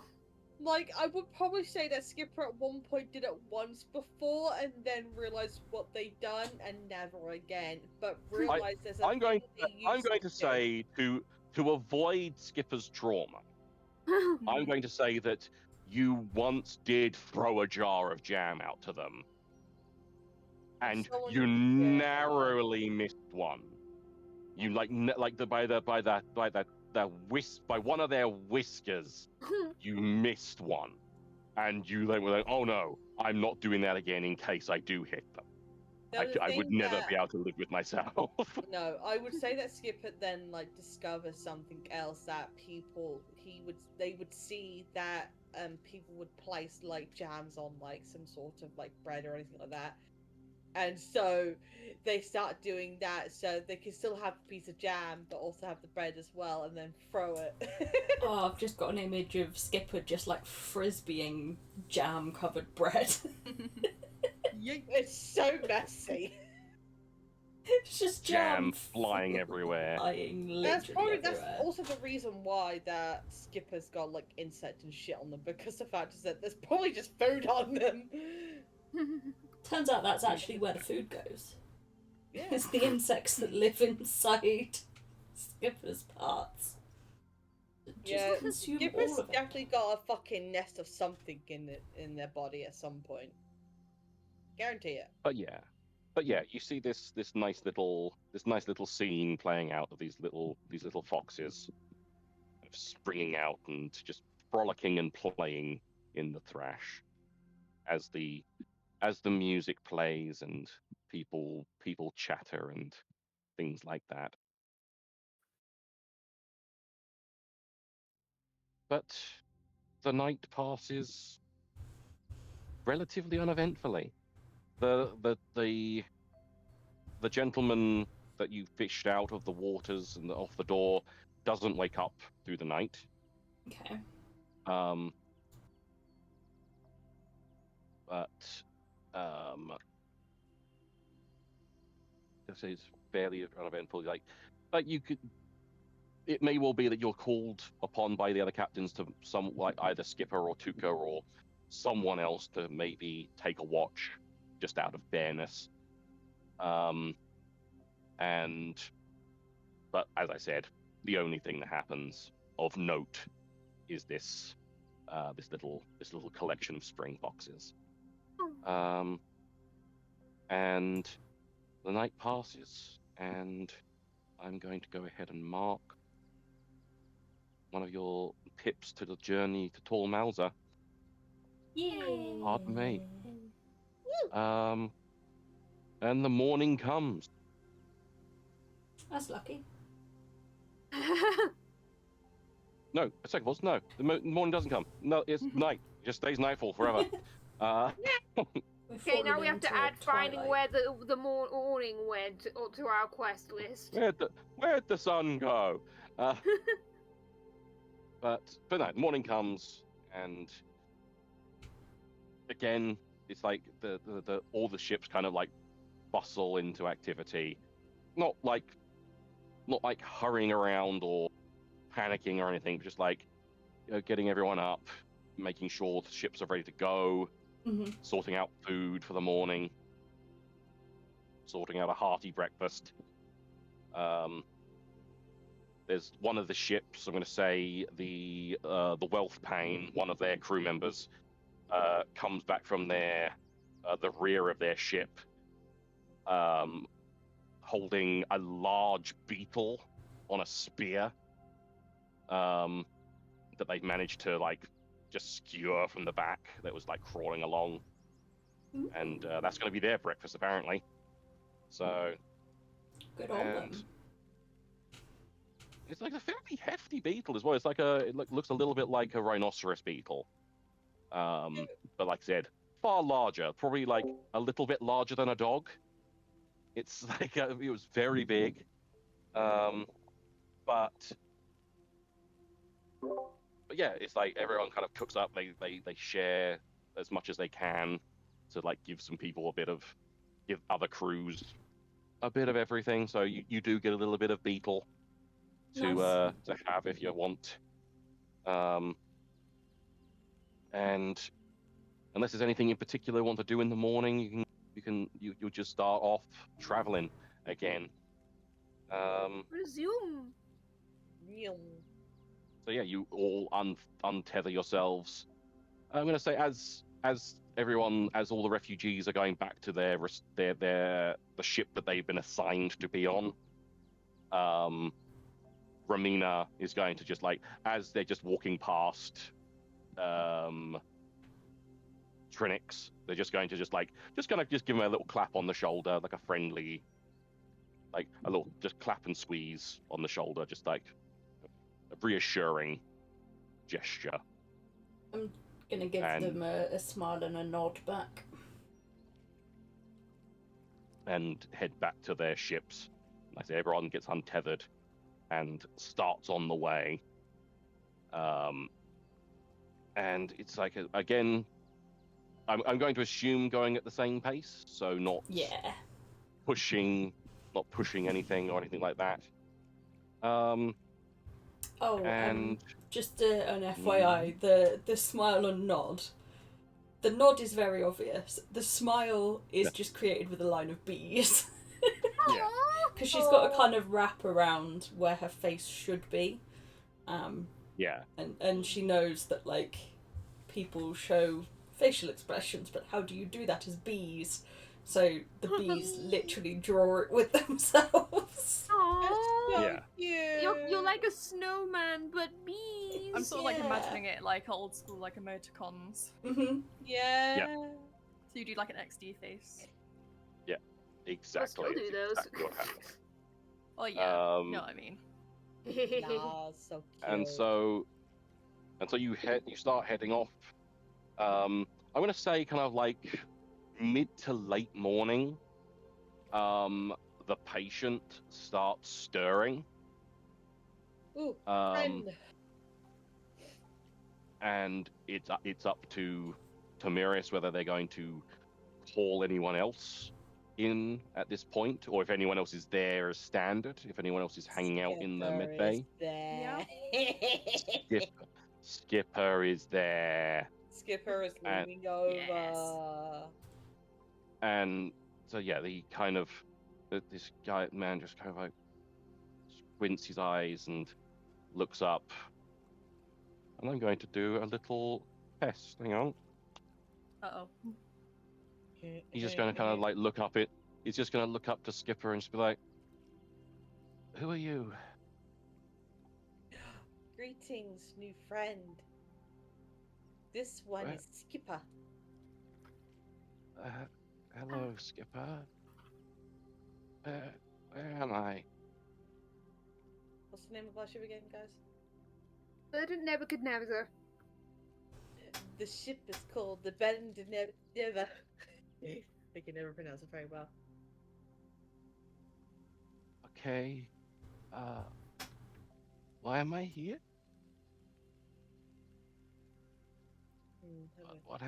What happened? Where?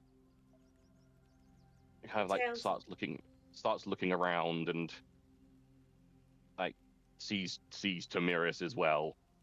Oh and... yeah, so Skipper will call out. I'm also here. So instead of saying calling like Tamirius, they say, "Kind one, your new friend has arrived." That's so cute. Your name's Kind One? That's a weird name for. No offense. No offense. I just find that a bit of an odd name, but it's a very nice name. I'm not gonna complain. These very charming names for us. My name's Tamirius. So why did they call you Kind? Oh, they were doing a description thing. Oh, I get it now. Oh, oh right, okay. You're the one that kind of like indicates the bandages and the general things. condition of his body right now. Yeah. Oh, well, thank you very much. Skipper will butt in and go, "This one saves you from the wreckaging of the sea." The wreckaging? What wreck? Don't you cast away on the seas, and we felt it necessary to bring you aboard. It felt cruel to leave you. Oh, well, obviously I'm very, very thankful. I mean, I wasn't cast away, but I'm still not. Don't get me wrong. I'm very thankful that you helped me. I've been out on the waves for a while. Yeah. How did you find yourself in the sea? I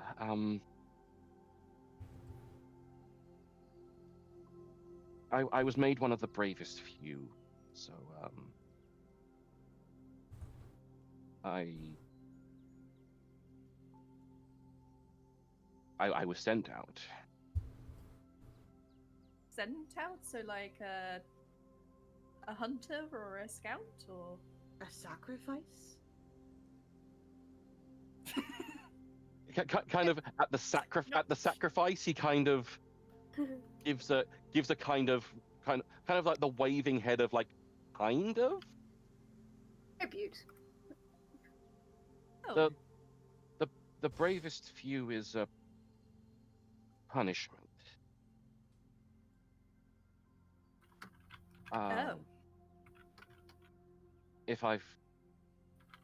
If I disgrace myself, if anyone disgraces themselves, they are sent out into the waves to survive. If they manage it. Well, that seems awfully cruel. What crime begets such a punishment? Well, various things.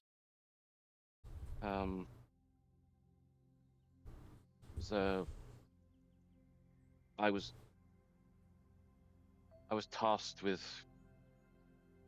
killing this beast, this pinwolf, and I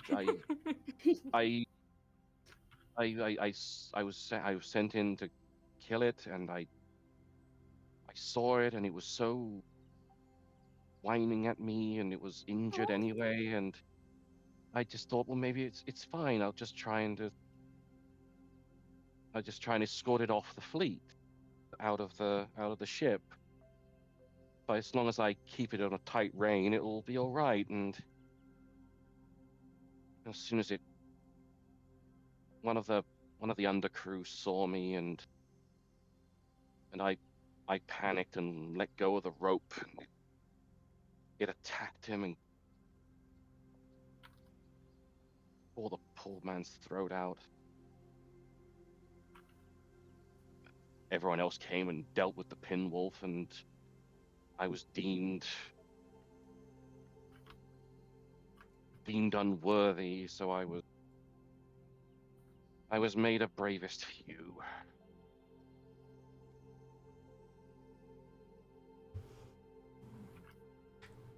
Interesting.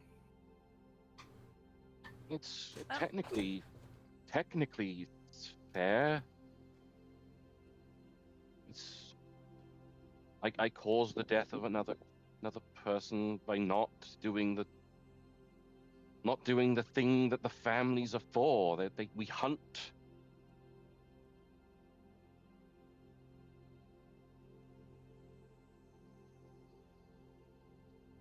Why?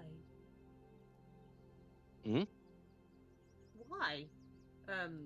Skipper just says why. Why what? Why must set a task such as hunting and hurting? We hunt to survive.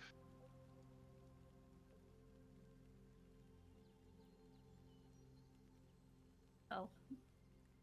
We were out far off, so we couldn't kill the pinwolves, otherwise their meat would have been rotten by the time we got back to the fleet.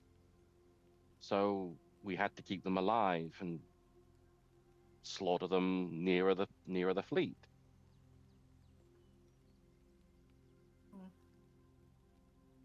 It's our way. We hunt to survive. It's what we've always done.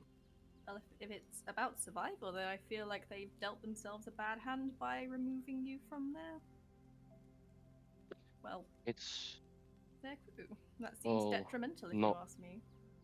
Not really. Like I said, I caused the death of another crew member by not doing my job. By letting compassion get in the way of a thing that can and will kill given half the chance. And you think that means your life should be forfeit? Well, my life isn't forfeit, so long as I can survive the waves. With the bravest you have survived the waves. With the bravest few, if you survive, the slate is wiped clean. I could go back so long as they deem that my time on the waves has been long enough, and that you saving me proves my survival, I can go back to them, and there's been no harm and no further punishment. Well, that is good to hear. And judging by the condition your feet are in, I would say you've been down there for quite a time. Yeah, most of the winter. Ooh, oh no! Oh, wow! Damn, this person's gotten very lucky then, given...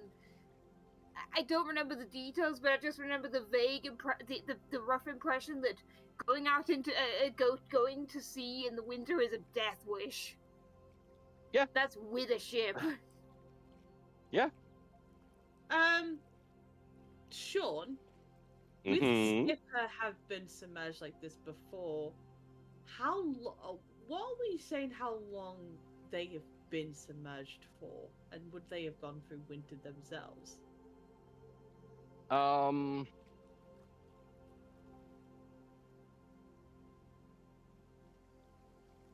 I would say that you probably. I'm going to say you came into consciousness in like late spring, and you were found before the end of summer. Ooh. So you've not experienced under the waves or anything during the winter, but you have experienced winter. Like, you've seen what the winter does to the sea. Like, the leaves die off, it's all bare branches. You know, like, him saying that he survived the majority of the winter on the waves without a ship, you can tell that you've never heard of someone do that. Yeah. It is impressive, to say the least, that he has managed it. Skipper will comment saying, this one seemed to be brave, strong. The sea tries to find the right words to kind of commit to the sea. The sea understood.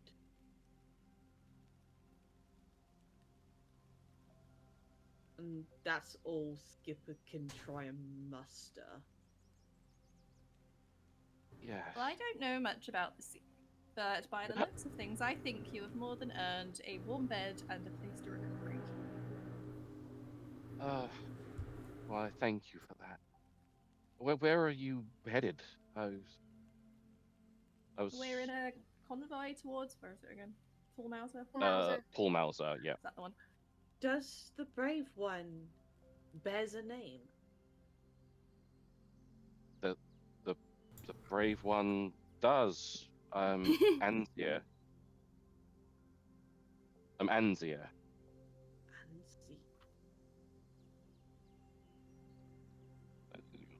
New friend. New friend. New friend. One of us. One of us. Anzia. Anzia. But at this point, after this one, despite saying like, "Oh yeah, name," it's even more. It's even more ridiculous. Give another nickname. It's even more ridiculous of the one that doesn't use names asks for his name. It's just for a point of like ignoring. It's like, okay, I get your name. I choose to ignore it. I now know. But you understand that other people is like in the crew will appreciate knowing the name. Yeah. Yeah, Skipper kind of understood that situation and goes, "Yeah, brave one." Well, I can try and help out on the ship, and he tries to stand up off the bed. Not on those feet. Down. Right now. Absolutely not. The brave one provides rest, shelter, and recovery. Okay. And jam. A jam. We don't have much jam left, but have some. Jam? And jam. We do have some good jam. Let's see if you have any jam left, shall we? The hive mind provides perfect jam. Delicious jam. You have a little bit of jam left, maybe like 3/4 of a jar. I must tell the pink fluffy one. I can't remember the time. I can't remember. The little pink one, but the little pink one. I must tell the little pink one to provide the jam, and then proceeds to float away because we forgot they do not have no leg. No leg. Float away. That sounds like some sort of cult ritual. I'm going to provide the jam. Jam. Yeah, it also is kind of giving me like Candy Mountain vibes. Candy Mountain, full of sweet and sugary goodness. It's a Leo Provide the jam, Charlie. Provide the jam. To find the jam, What? Oh gosh. I feel like I've aged 30 years. Oh no. Good Candy Mountain, Eloise. And I am thirsty. the thing is, I can actually remember when I first watched that for the first ever time. Oh, I can remember as well. I know. I can It was picture the decades ago. moment. Just Candy Mountain. Specifically standing in my kitchen with my family's old, like, because we had one laptop to share between the whole family, just on the kitchen counter watching silly YouTube videos. My sister being like, "Oh, this one's really funny." God, for me, it's blimmin' like that, and then Carl that kills people. Whoa, hey, well, I didn't know this. Oh my god. But I How want to did say you that not know this? Anyway, I go on. I must have. I think I looked up either one of those videos, like a Charlie the Unicorn video, later on, and then got one which had like someone had put a jump scare in at the end, like that. That was that one really famous, like I think it's a German commercial, like you see a car like driving around. Oh, I remember Oh, that one. Oh, I think some asshole put that jump scare in the end of a re-upload version of Charlie the Unicorn. So I remember that scarring me for life. Well, speaking of scarring you for life, look at the vulture thing! Look at the vulture thing! I mean, it could Now have is been it worse. back? I mean, it could have been salad fingers for all we know. But anyway, moving away from various YouTube cartoons, Nostalgia.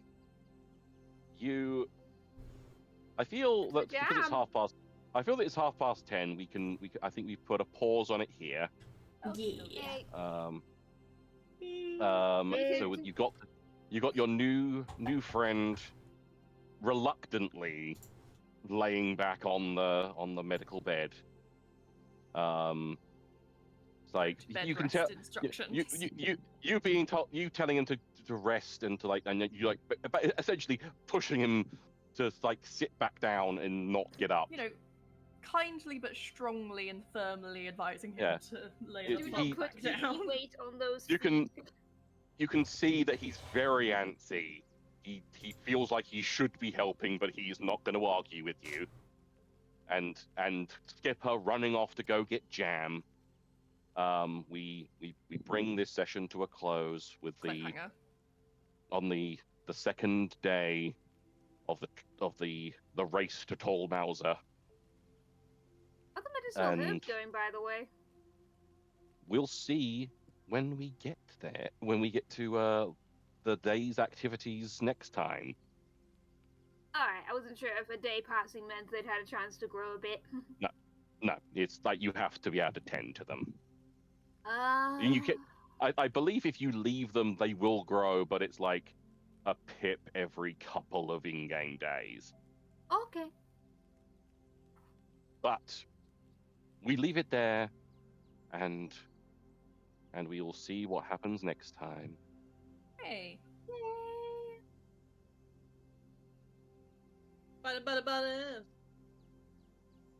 Do the things and talk about the upcoming streams.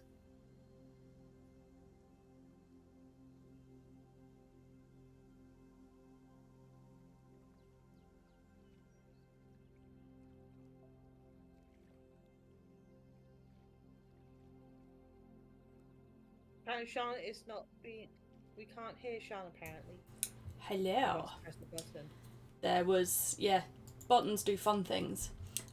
So we have Dragon Age Inquisition on Tuesday. Wednesday, Minecraft isn't happening. I don't know whether John in chat can confirm whether Angel's going to be playing their roulette instead. Unsure. Thursday, potentially Angel's up again. Sunday, we've got Rime of the Frost Maiden, and that is one of our last sessions that will be wrapping up how our stories end, which is exciting. Yeah, we got to the end of the fighting of the big bads. The weather has... Someone died! The weather has returned to what it should have been all along, rather than the frosty wastes. So, yeah, we shall see. But... John tried to kill them. John did try. I will give him that. He did try. He did try. He tried so much that Cherish had to change their address to on the floor of Ithrin. There are quite a few scenes of deft offering people tea. Yes. Yep.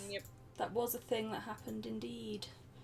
Anytime anyone was down, do you like tea? Can I offer you tea?